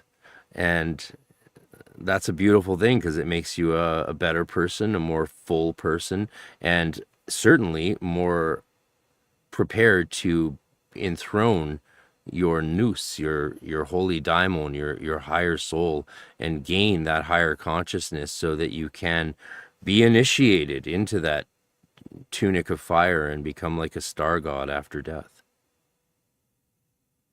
Thank you. That kind of leaded up to like one other question I just wanted to ask you. Do you think if somebody was to maybe get into this practice or this stuff, not really understanding it fully, or kind of maybe not being authentic with it, do you think that could end up kind of maybe feeding your ego and actually making things worse?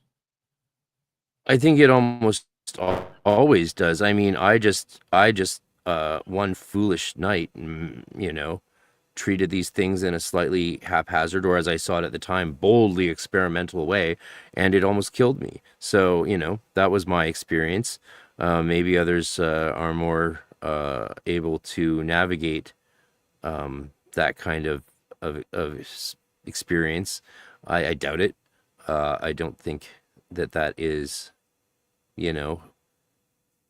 a healthy path. I mean, it's the result of us not getting very in-depth training on the Qlippoth in the Golden Dawn, which led to me writing the paper I led, and led to my workshops being as popular as they were, and that's why the whole internet started talking about me when I was such a young magician back in the late 90s.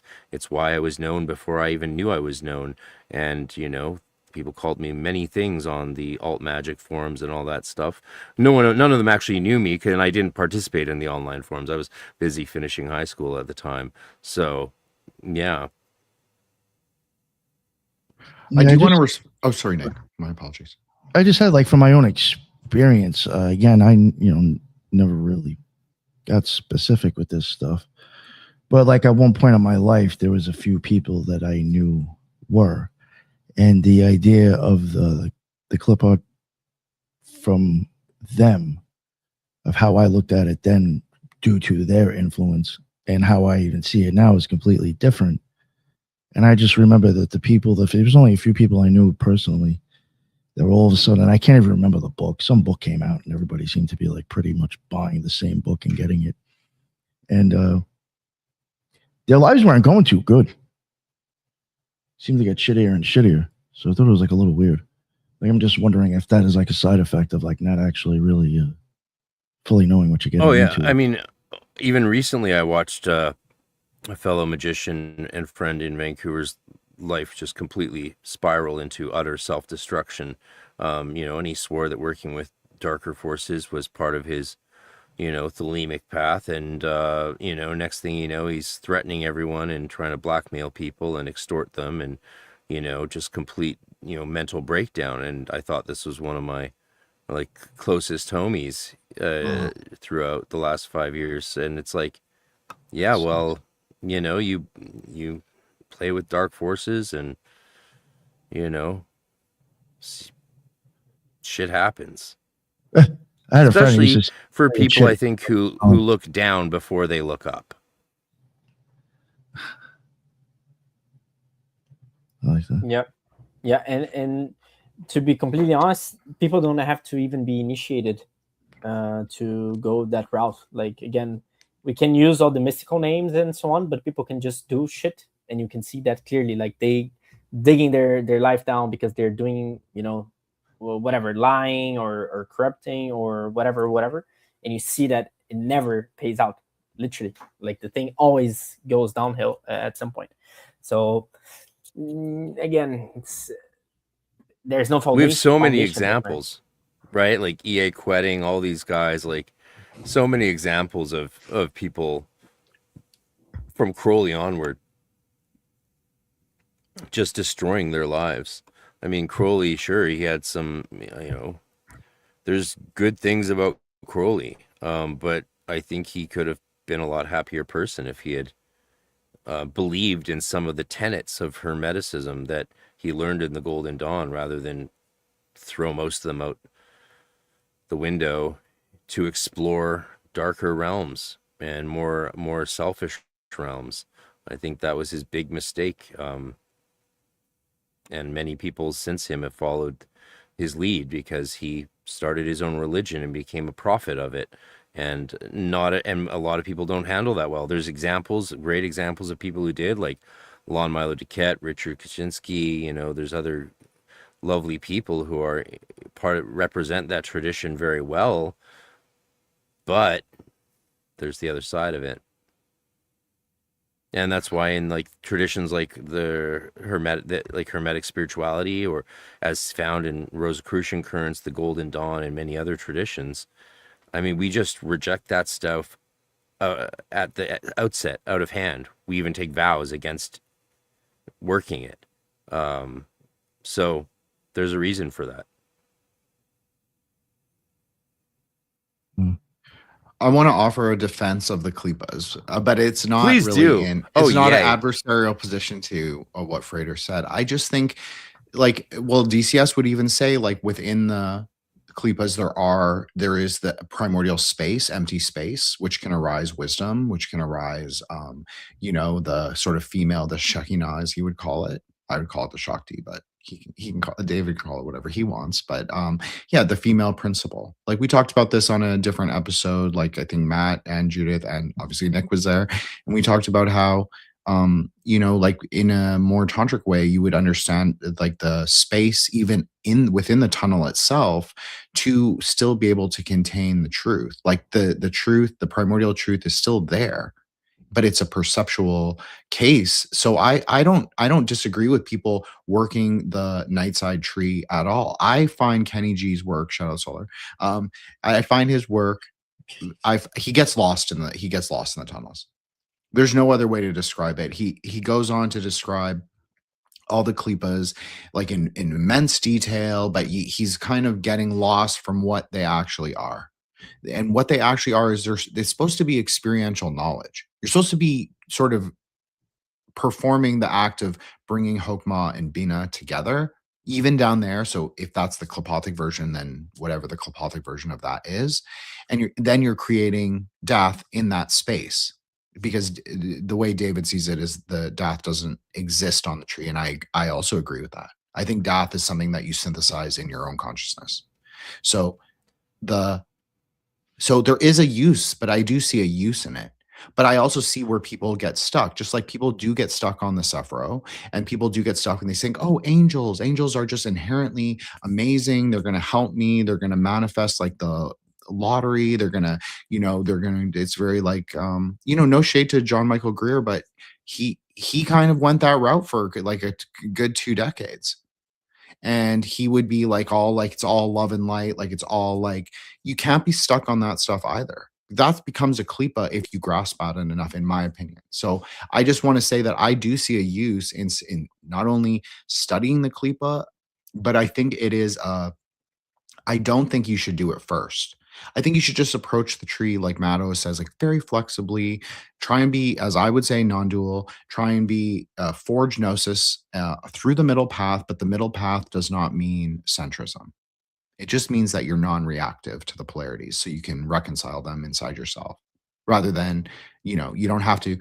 A lot of people love to do the archetypal play, right? Like they love to go full on. So if like being left hand path means like you wear a leather jacket and you wear like black jeans and you listen to like death metal, that's what they'll take on the archetype in order to embody those characteristics. But I personally think that you should just be like, who are you? That's probably the fundamental question. Like, what is your Malkuth?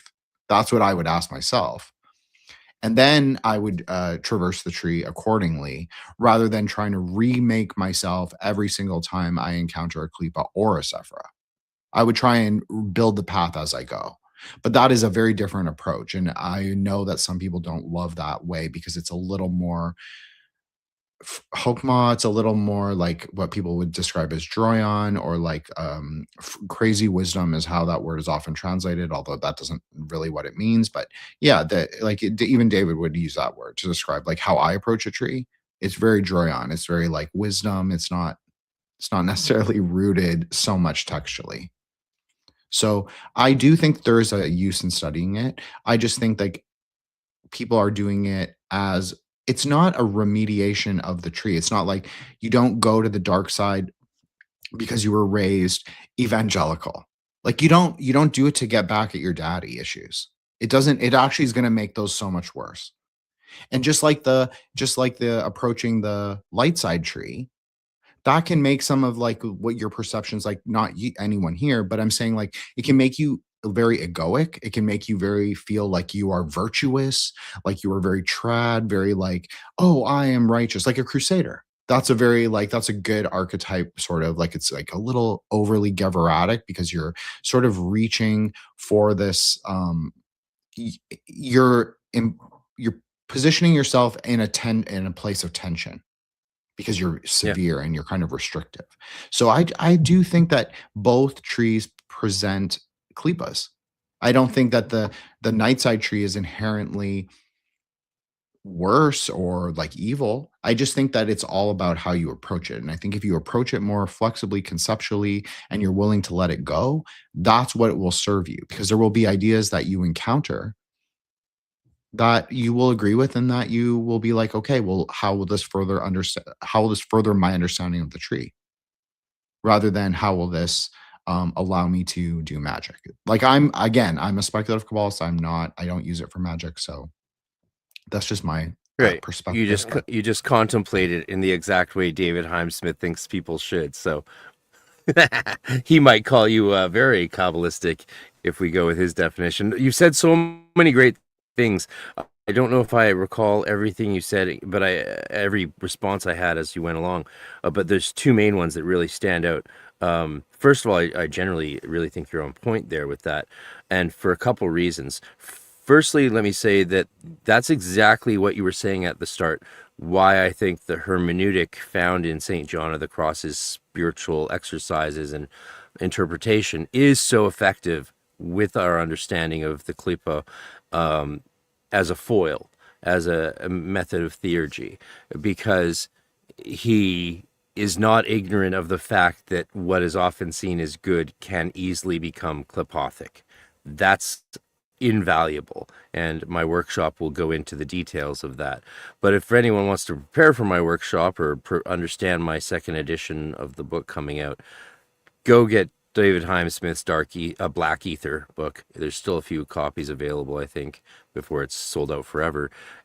But even better, take his course on transmuting the Qlippoth. It costs a couple bucks for sure, but it's 4 or 5 hours, I think. but it's brilliant. It's brilliant, and it complements very nicely other methods of working. It's not like, oh, this is a whole new way of understanding it that rejects whatever you're currently doing. Not at all. It'll help many people with their way of working. Not everyone, but it'll augment nicely to a lot of people's practices. And that's the great thing about David Heimsmith is he has developed a system of spiritual alchemical Kabbalah that does fit in very well and complementary to most magicians' work, in my opinion. And that leads to the point of the Qlippoth themselves, like you were saying. Yes, of course, they are there as part of the field of phenomena that we experience, and they are not some rejection of reality or some evil opponent to the one good. They are a part of reality. They are kakodaimones, if you like, right?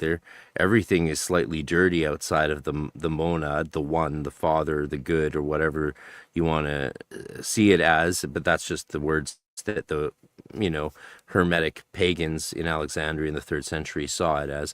And so from their point of view, they would see these Qlippoth. If they were to hear what we were saying, they would say, oh, those are kakodaimonos. They're spirits that may exist only in our mind or our psychology or in the earth and the air, and they're dirtier than most because they are part of these processes that are often categorized as evil by human beings. However, the same as the kakodaimones in the Enochian magic system, which are certain names done in reverse with a few other little things tacked on to make them function. And they are things that generate disease and cancers and illness and evil things in the world.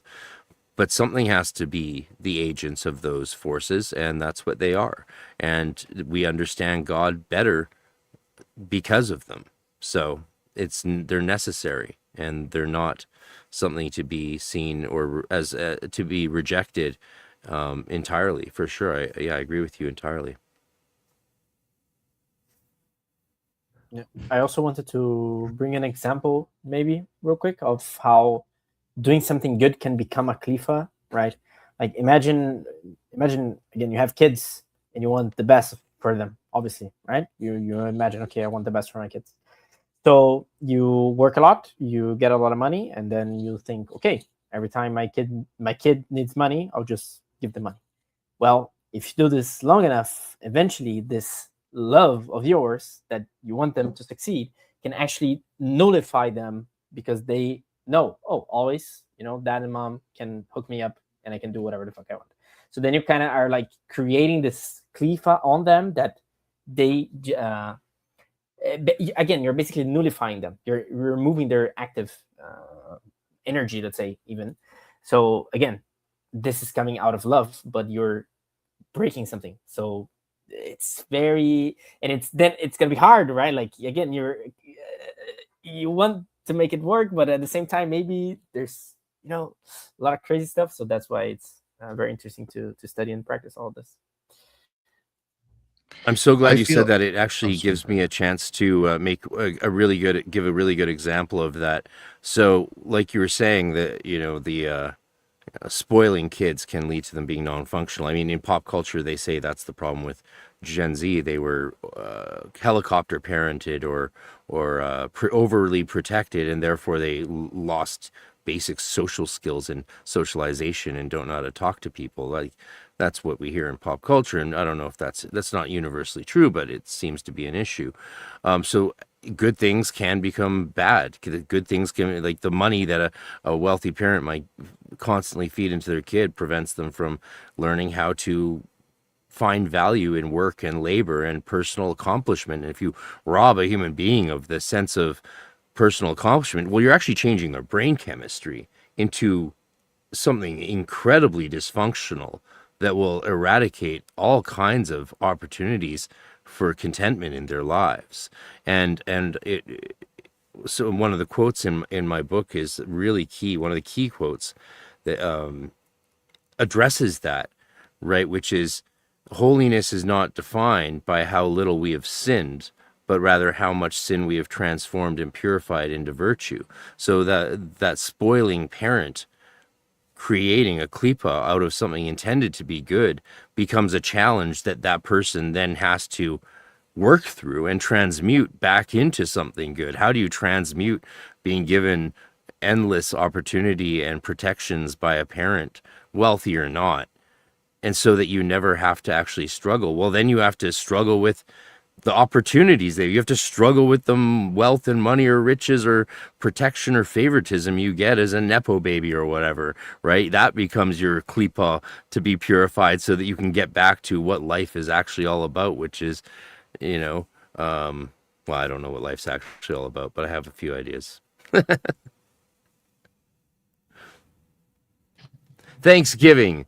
To get back to Thanksgiving, that is the Hermetic view of what life's all about. So, they can rob you of your ability to give thanks for existing if they just keep giving you everything you want and always pay your rent, and you never have to struggle to take care of yourself, which is the model by which we learn to take care of and be show loving kindness and generosity to others. Chesed.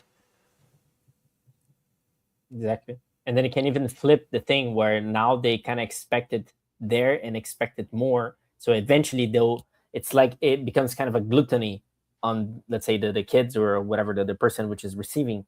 So again, it becomes the Qlippoth of Hesed, right? Because now it's the opposite. They want everything all the time. So it's, again, very interesting. But when you see it in real life being played. I have an example from my life. I went to private school. I went to Waldorf school 13 years. So I was there without paying, really. The school allowed a few kids each year whose parents couldn't afford it. And I was one of them. So I grew up surrounded by really spoiled millionaire kids. Hippie millionaires for the most part, but millionaires nonetheless, like in the most rich area of Canada, West Vancouver, North Vancouver, mainly West. But yeah, there was this one kid named Kyler. I won't say his last name. But his dad was rich as God, and he had everything he could ever want. And every time I noticed as we got older, and he was younger than me, so I didn't hang out with him a lot when I was younger, but as you age up, you start to hang out with, ages level out into early adulthood. And he would, like many of us would, because you don't always have money when you're a kid or a teenager or a young adult even, sometimes we would pay for each other. He would do this thing where he'd offer to pay, and then next time he saw you, he would hand you a letter with an invoice and terms for repayment. This kid had no need of anything in life, but his dad had taught them that the way that works is by basically being careful and watching your money. But that played out in terms of him being very miserly and not having the ability to do something nice for someone else for purely that reason. Because for him, money was this entity, this Qlippoth, this shell that existed and had been reified as penny pinching. That's how you get rich. So he lost the ability to be capable of generosity. Yeah, I remember he handed me an invoice once when he paid for the first Star Wars movie when it came out. So we had just graduated high school, I'd say, at that point. I think it was 2000 when that came out. And I just laughed at his face. I was like, "Hey, dude, don't offer to pay for someone and then invoice them, like, unless you're loaning them the money, like." And in the adult, like, if you loan someone money versus pay for something, that's two different things. We're all adults here. We all know what that looks like. We all understand how that plays out in social niceties. You're right. They're definitely different things. You don't offer to buy someone dinner and then send them a fucking invoice. Jeez. It was hilarious though, and I think he'd never seen a reaction in his life like mine. I just laughed in his face and threw it away in front of him, and he was stunned. He couldn't believe what he was experiencing.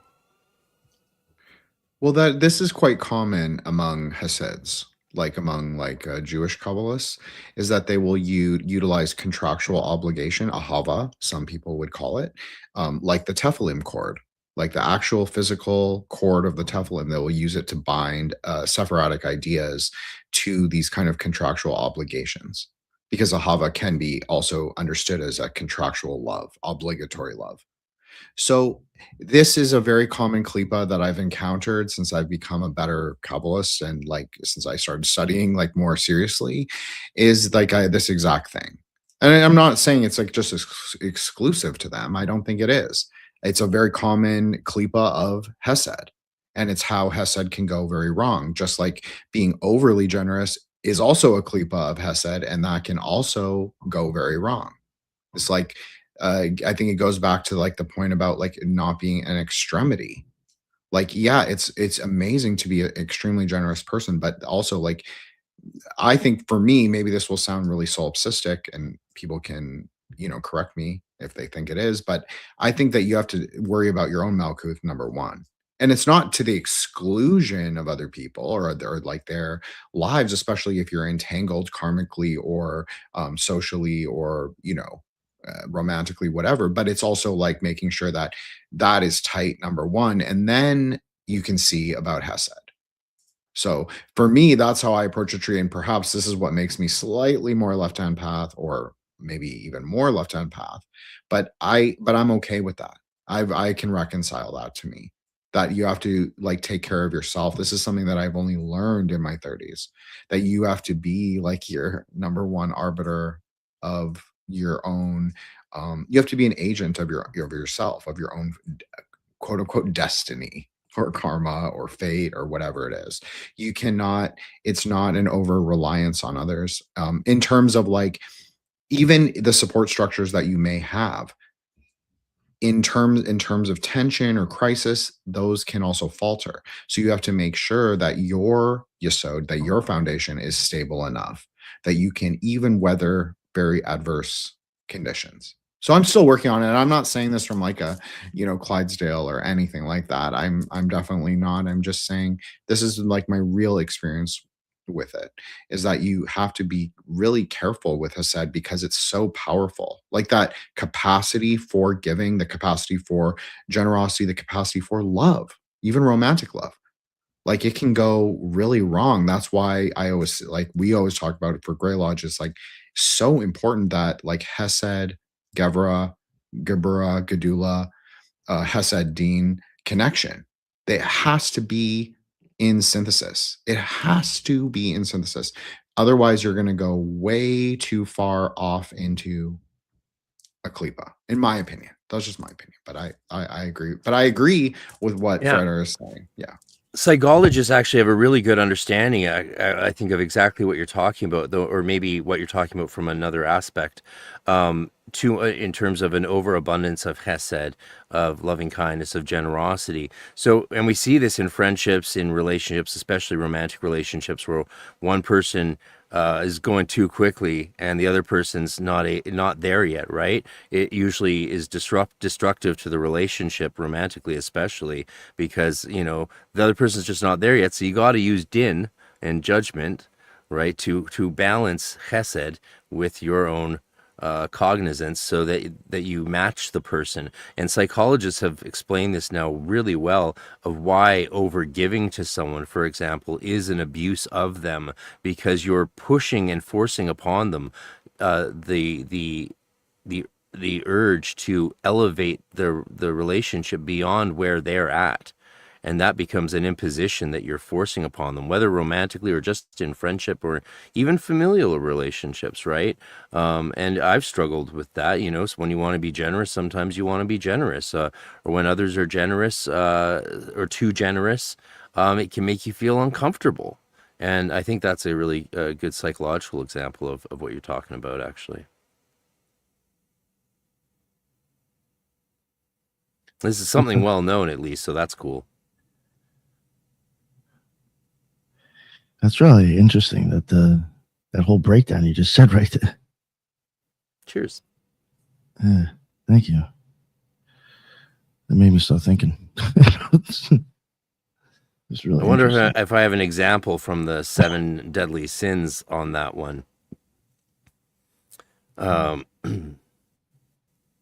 Maybe not, but let me give you a little, because I prepared a little snippet from each of the, so when we look at, here's just another snippet from the workshop I'll be giving at InokiaCon, in Austin at Arcane Research Society, spring workshop, not at InokiaCon.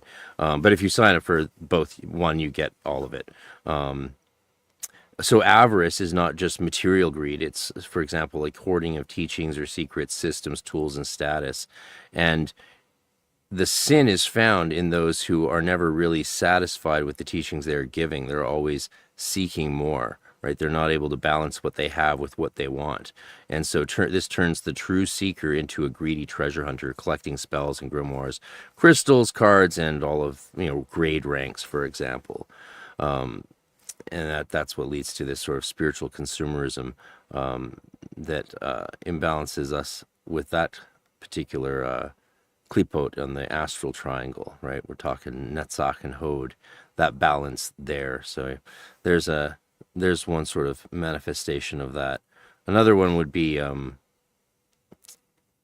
gluttony, which is the spiritual consumption for self-pleasure. And I say this energy is seen when the magician performs rituals repeatedly for self-pleasure, and their only pleasure being that what they themselves are inclined to do.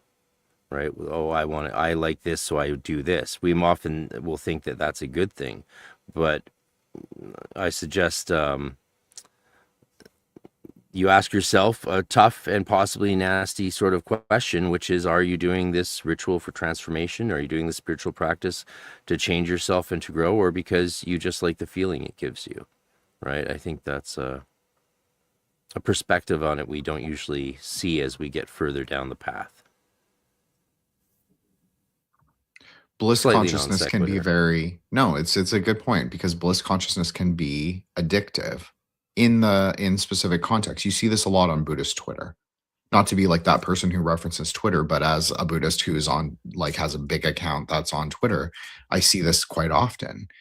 You'll have people talking about like jhana states or some of the other non-tantric ways to get to certain kinds of consciousness that we would describe in Tantra, but they use like more, I guess it's more pared down secular methodology to get there. And you see them sort of like have realizations, but then it's because it's not concrete, it's not rooted anywhere. And so this is maybe an interesting point, is like they don't even have a conceptual framework. They don't even have a Qlippothic framework to contain what they're actually doing. So then after the experience, they just kind of get lost in it. And then they become addicted to that feeling, because they are hitting, maybe you could call it death or maybe gnosis or whatever you want to call it. Sure. But they're also hitting that like pleasurable bliss state, which is fine. And in a tantric way, we would know how to deal with that, because that is a big part of Tantra, not sex. I'm just saying bliss consciousness. But I understand, like, I get it. Like, people do get addicted to things. I was even thinking gluttony when you were initially saying it, Frater, is like, I do think, though Hesed provides its own remedy, which is perhaps why it's often considered the most powerful Sephira, which is love has to exist in perception.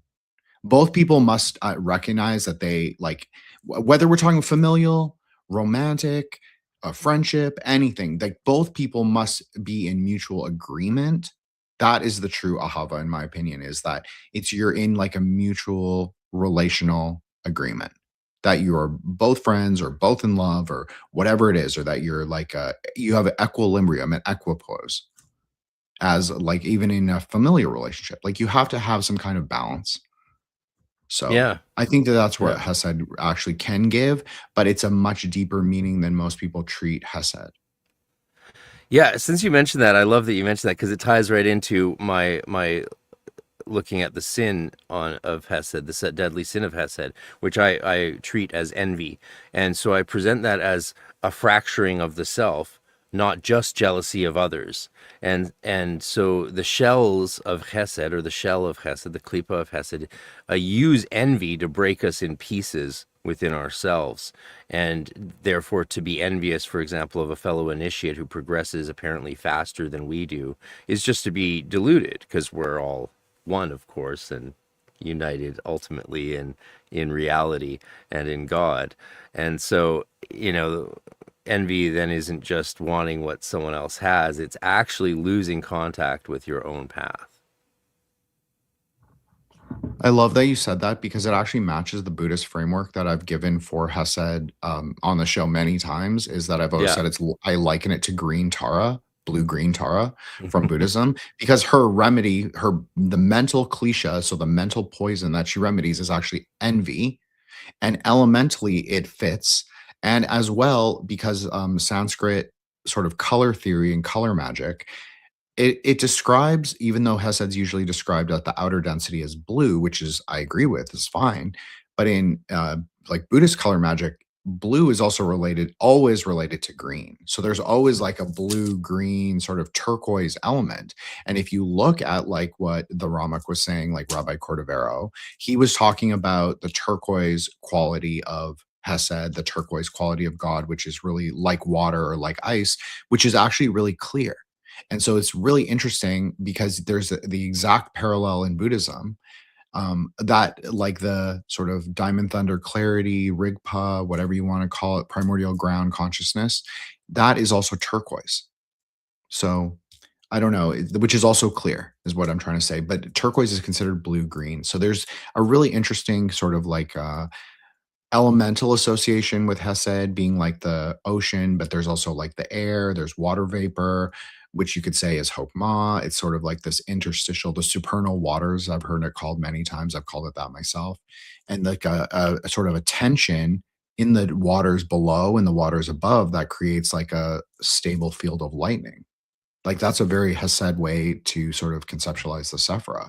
So I agree with you. I think that's really interesting that you tied it to envy, because that's exactly how I would treat it as well. Yeah, no, yeah, I love how in sync we are on so much here today. It's great. It's great, Jen. You're awesome, man. I'd love to come back, of course, and do a Qlippoth part 2 with you guys. In a couple months before the spring workshop in Austin, which I hope everyone goes and signs up for at arcaneresearchsociety.com/2026, because it's going to be a good workshop. You can attend online or in person.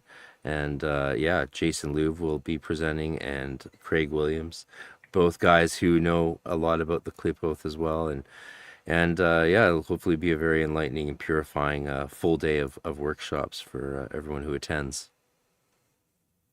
Nice. Yeah, I look forward to that. I want to try to make that, actually. Oh yeah, you and I have to talk a lot. We've got a lot to talk about, so I'll Instagram you, and hopefully we can actually have a phone call and talk about, because we're doing all these events, and next year we're in Prague and doing events in Europe.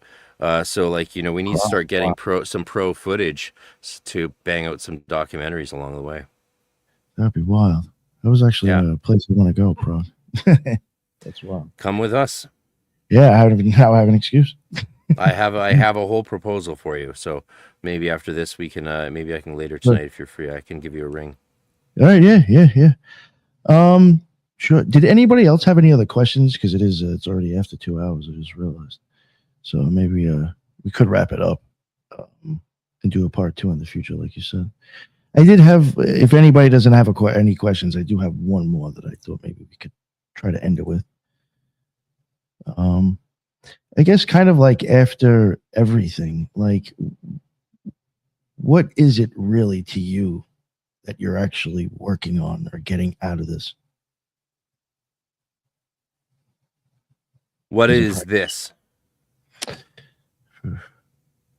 My spiritual life? Yeah.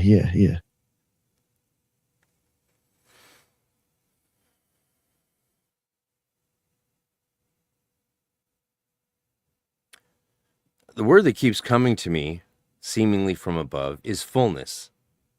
And maybe that isn't the perfect word or a full description, but it sure does help me survive the brutality of this world. And as anyone who knows me knows, I've had a brutal recent few years, from COVID on, especially with the loss of my sister the other, like beyond brutal. And if you know the circumstances that led up to that, it's unimaginable. Obviously, there's always people who go through worse things, of course.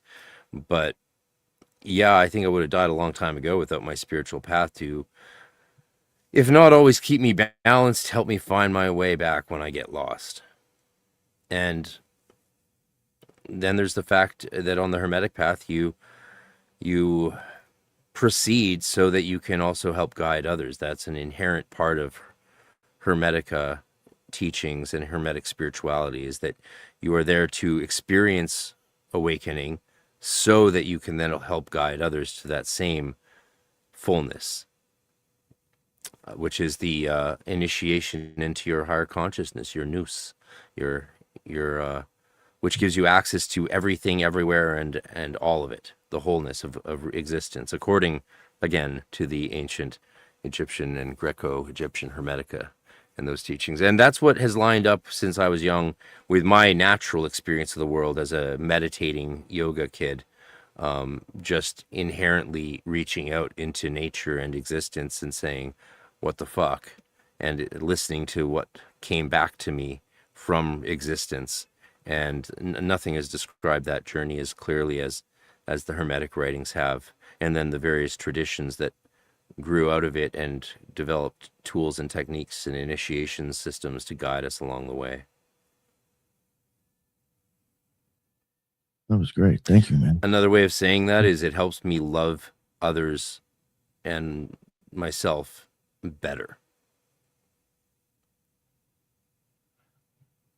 And that's what better way to love God, right, than loving others and ourselves? Because to not do that is to profane what we have been given by God or nature or reality, however you want to conceptualize it. Again, I tend to not think theistically, but, you know, asterisk. As DCS says, there's no problem with God. Like, I have no problem discussing it as God either, or as the tree. Like, I've said this many times, like on recording, no problem. There's no problem to like say God, or like I would say like Shiva, or like Shiva consciousness, or whatever framework you want to use. I have no problem. I think it's fine. I think it depends on your audience. So I wasn't trying to be overly corrective before, Frater. I just wanted to make sure that, you know, like if I said something, it wasn't going to be in contradiction to like the framework that you laid out. Yeah, of course. No, I get it. Yeah, my whole main academic book, my master's thesis, is right up your alley, Jin. It's a apophatic, non-metaphysical, anti-ontotheological approach to the ethics of understanding God. And you can get that book online. It's called The Ethics of Understanding God, but God's got a line through it. Nice. Which in philosophy is called speaking under erasure, believe it or not. So you draw a line through a word if you want to eradicate the metaphysical underpinnings of it to open it up to new possible meanings. And that's Jacques Derrida. It's very breaking the Qlippoth, because words can be Qlippoths in and of themselves. See, you see where I'm going with that, brother? Yeah, baby. I like that. Very well. This has been such a treat. Thank you so much for having me on today. I'm happy to stick around a bit longer, but I just really appreciate it because I'm excited to return to this topic and to bring, 45 years of experience to it that I did not have when I first wrote about such a major theme. And I also want to add, I definitely know I wouldn't have gotten into the trouble I got into when I messed around with the Qlippoth in the grade of Practicus. Had I been an adept, I would have had tools and initiations that allowed me to not have any problems with that. So again, from experience, I will say it can also be a cautionary tale of just, don't leap before you look. Listen to the wisdom of others, because you don't know what you don't know. And sometimes you just need to get to a better, like if someone had told me it's not about hiding dark secret knowledge and power from you, it's just about making sure you are stable and grounded and full enough as a human being to be able to confront those things, I probably would have not fucked around and found out. But I did find out. I wrote a book on it, and now I'm rewriting that book with almost 3 decades of new experience and seeing it play out even more.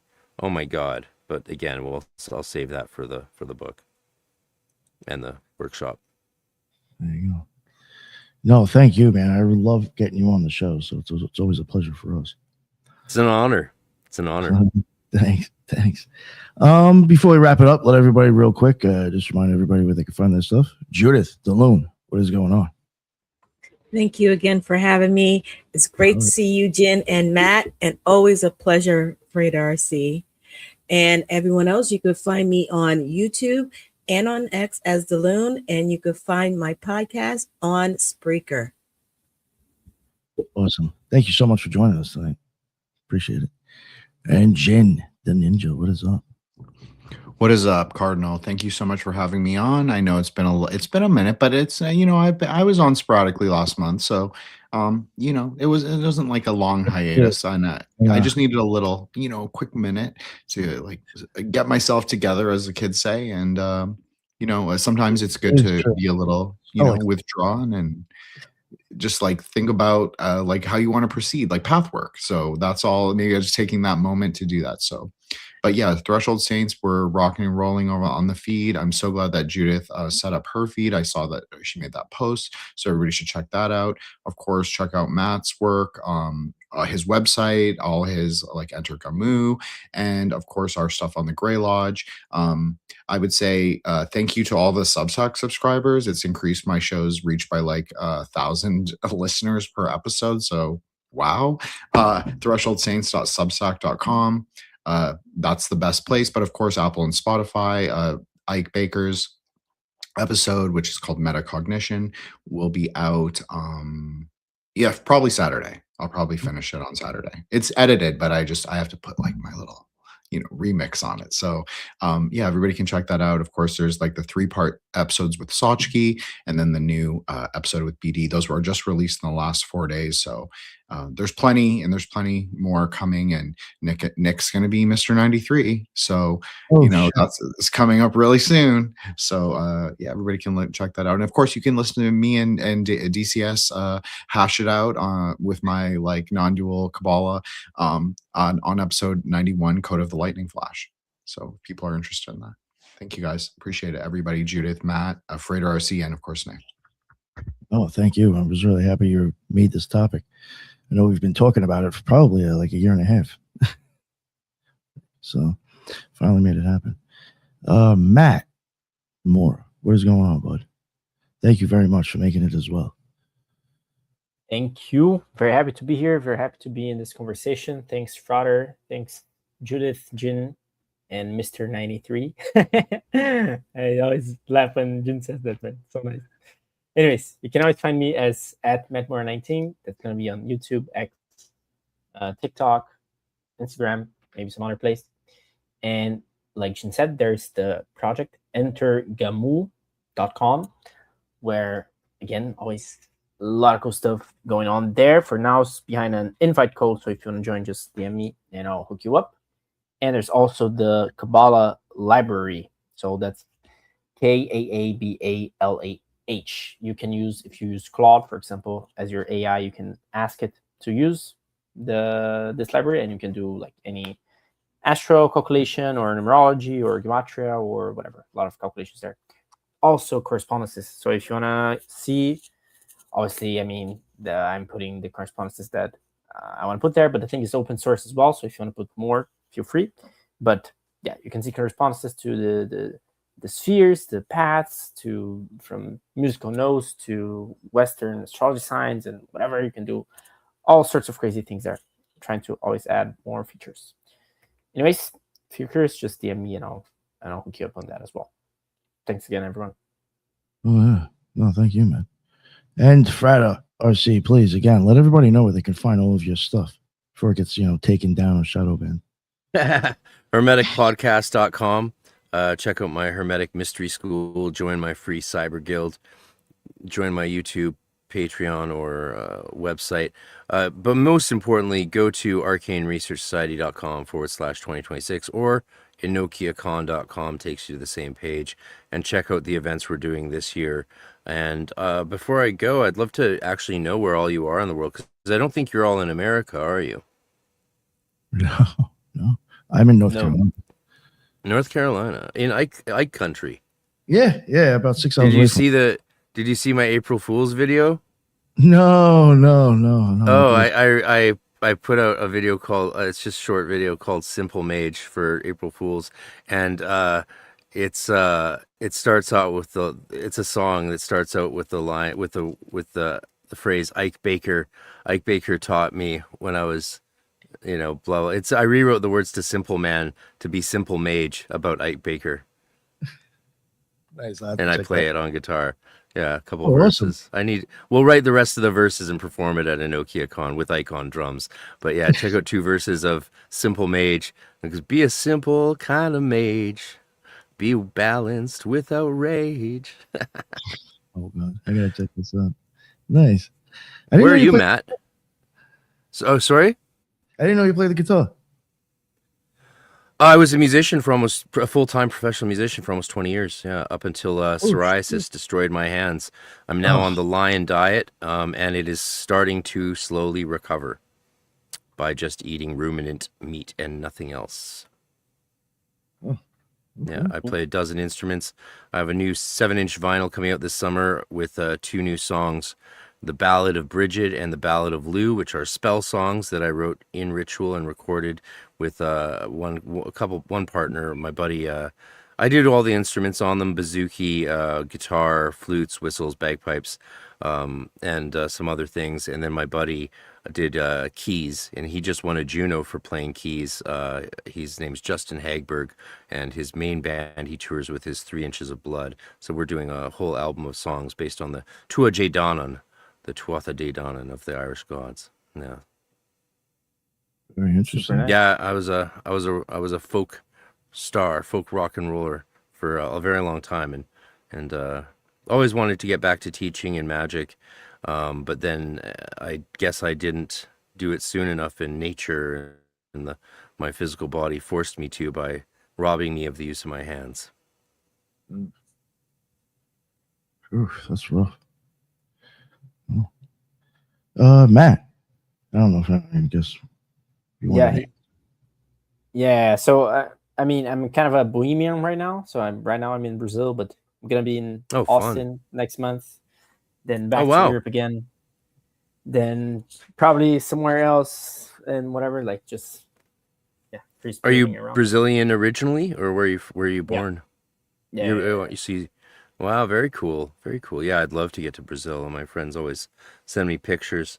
Of course, there's also a Jewish professor there who owes me some money. So, if you know any affordable bounty hunters, Man, I'm very curious about that. you know, one reason I was sure he wouldn't rip me off was because life is so cheap in those countries. Like, why would you rip someone off when you live in a country where your life is worth $50? You know what I mean? I don't want to spell it out because we're on YouTube, but that's what your life's worth in a lot of countries.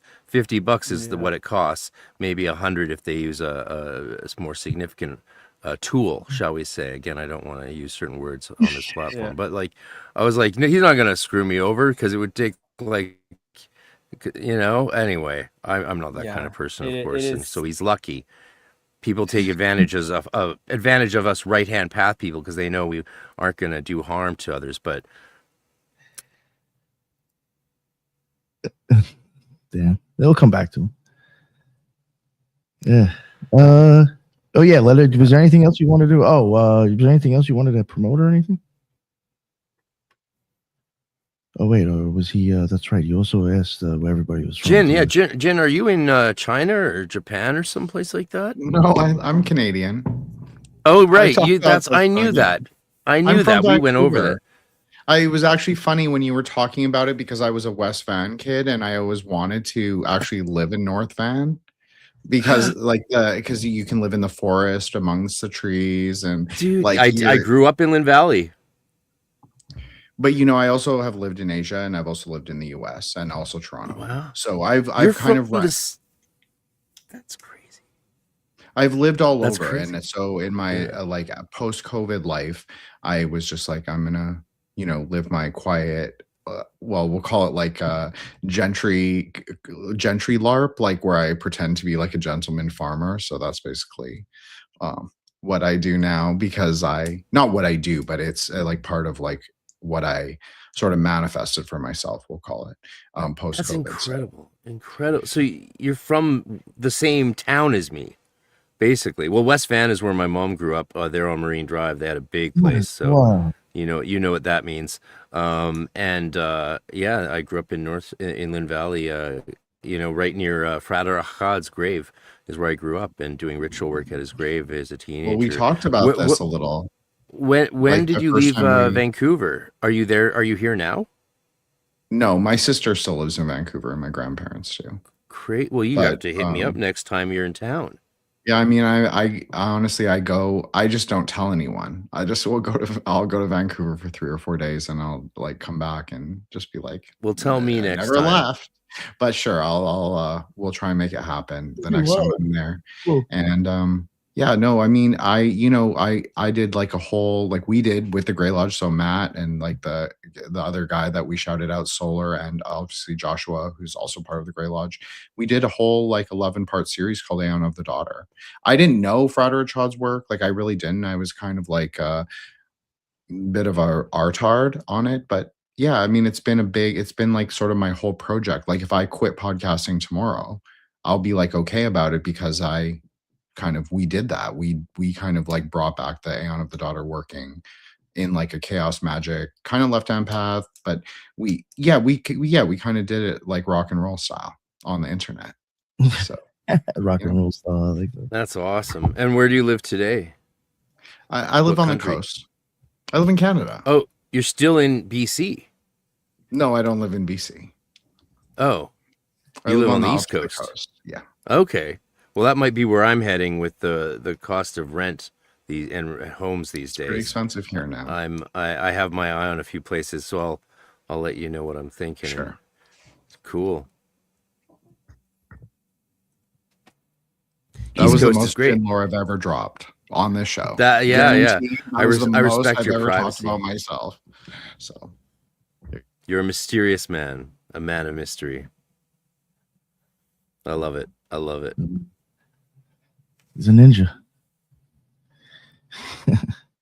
Well, so like I grew up in the 90s training in Bujinkan in West Van at the foot of Grouse Mountain in the playgrounds of schools there. That's where we did our training, just outside on the cement in the grass and on the hillsides and all of that. So that's what I was doing ninja training while you were probably there. Growing up as a ninja yourself, at least in spirit. I'm not sure what your martial arts background is, but well, that's I mean, pretty cool, man.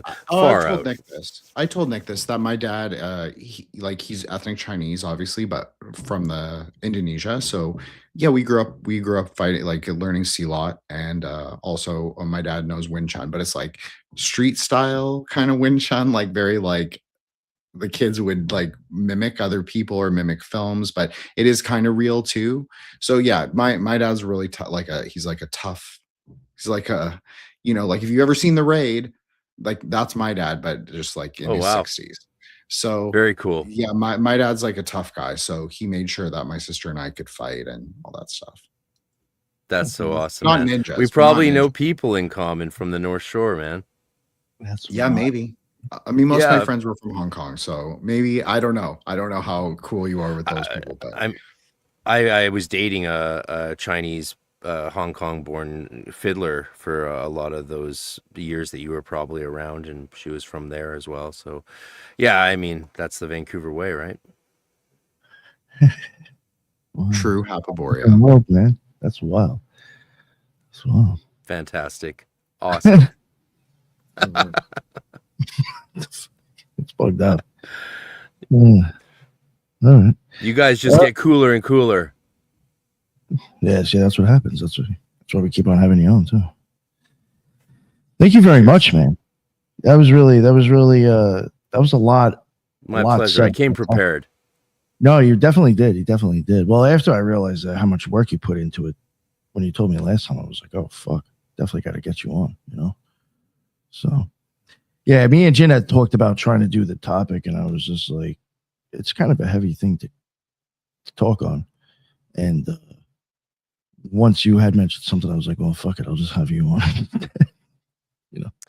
I think this there was a better choice. Done a very good job. I think the collaboration was a very effective way of dealing with this, especially with Jen's points, but with everyone here. teasing out the ideas so that people could listening, so everyone in the audience could really get a sense of broad perspectives, that they can give them more avenues and inroads to the topic without feeling, sort of gang rushed into popular avenues of approach and methodologies that can often be sensationalized and dangerous if you really take them the wrong way. I agree.